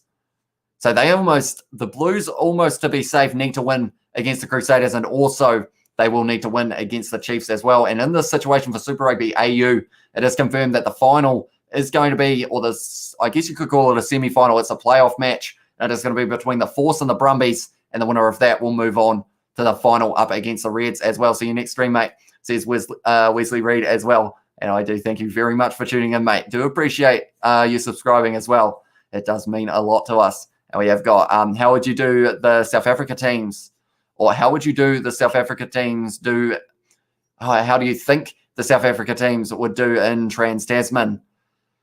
It's a hard one. I feel like I haven't watched enough South African rugby to be able to kind of comment completely, because I didn't really see too many of their games of Super Rugby Unlocked or anything like that. So I feel like with a few new signings that they have got in those South African sides, I'd say they wouldn't do too bad overall. I'd say the highest for South Africa would be the Sharks. They'll finish 3rd or 4th. Yeah, I feel like that is probably a fair statement. Sharks probably the best team, you'd say, in terms of their win rate. And then we have also got, okay, thank you for your live stream. I'll be back again tomorrow. And go subscribe for more rugby, says Starling Saluni as well. You heard the man. If you are new, be sure to hit that subscribe button. But nonetheless, we are up to 12 a.m. now in New Zealand. I said at 12 o'clock that I could have ended up just chatting on for hours to you guys, and I have already done it for a quarter of an hour. So I feel like surely by now you guys might be a little bit sick of me just going on about all of the world rugby and whatnot. But nonetheless, yeah, I think I am going to be ending this live stream now.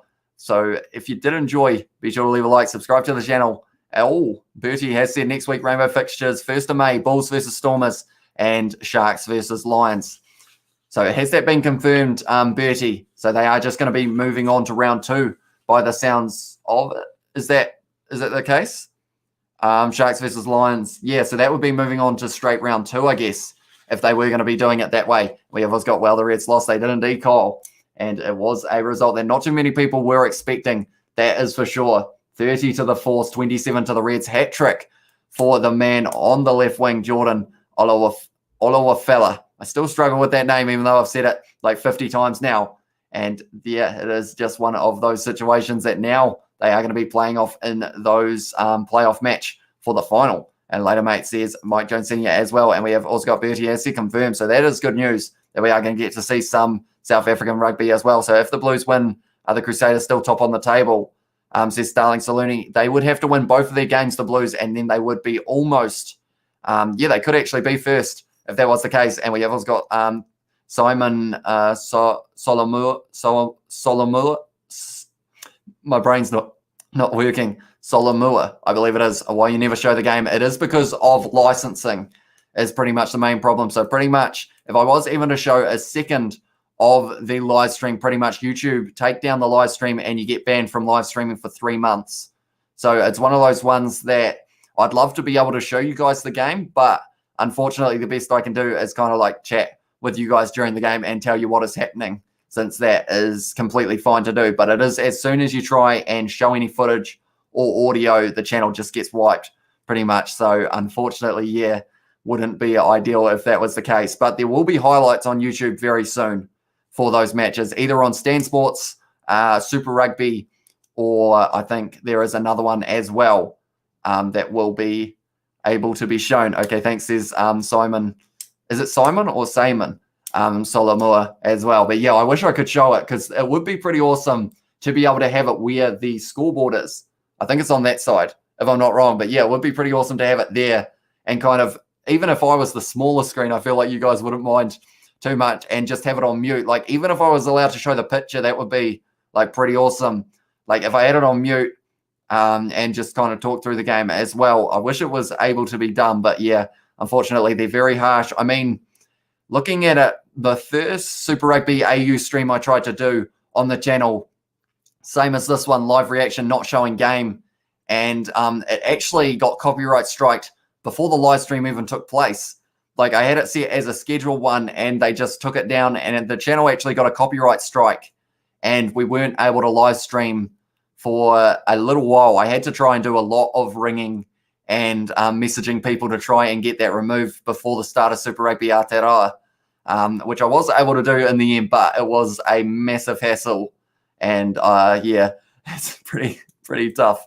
That is for sure. Where do you stay right now? I am in South Canterbury in a small town.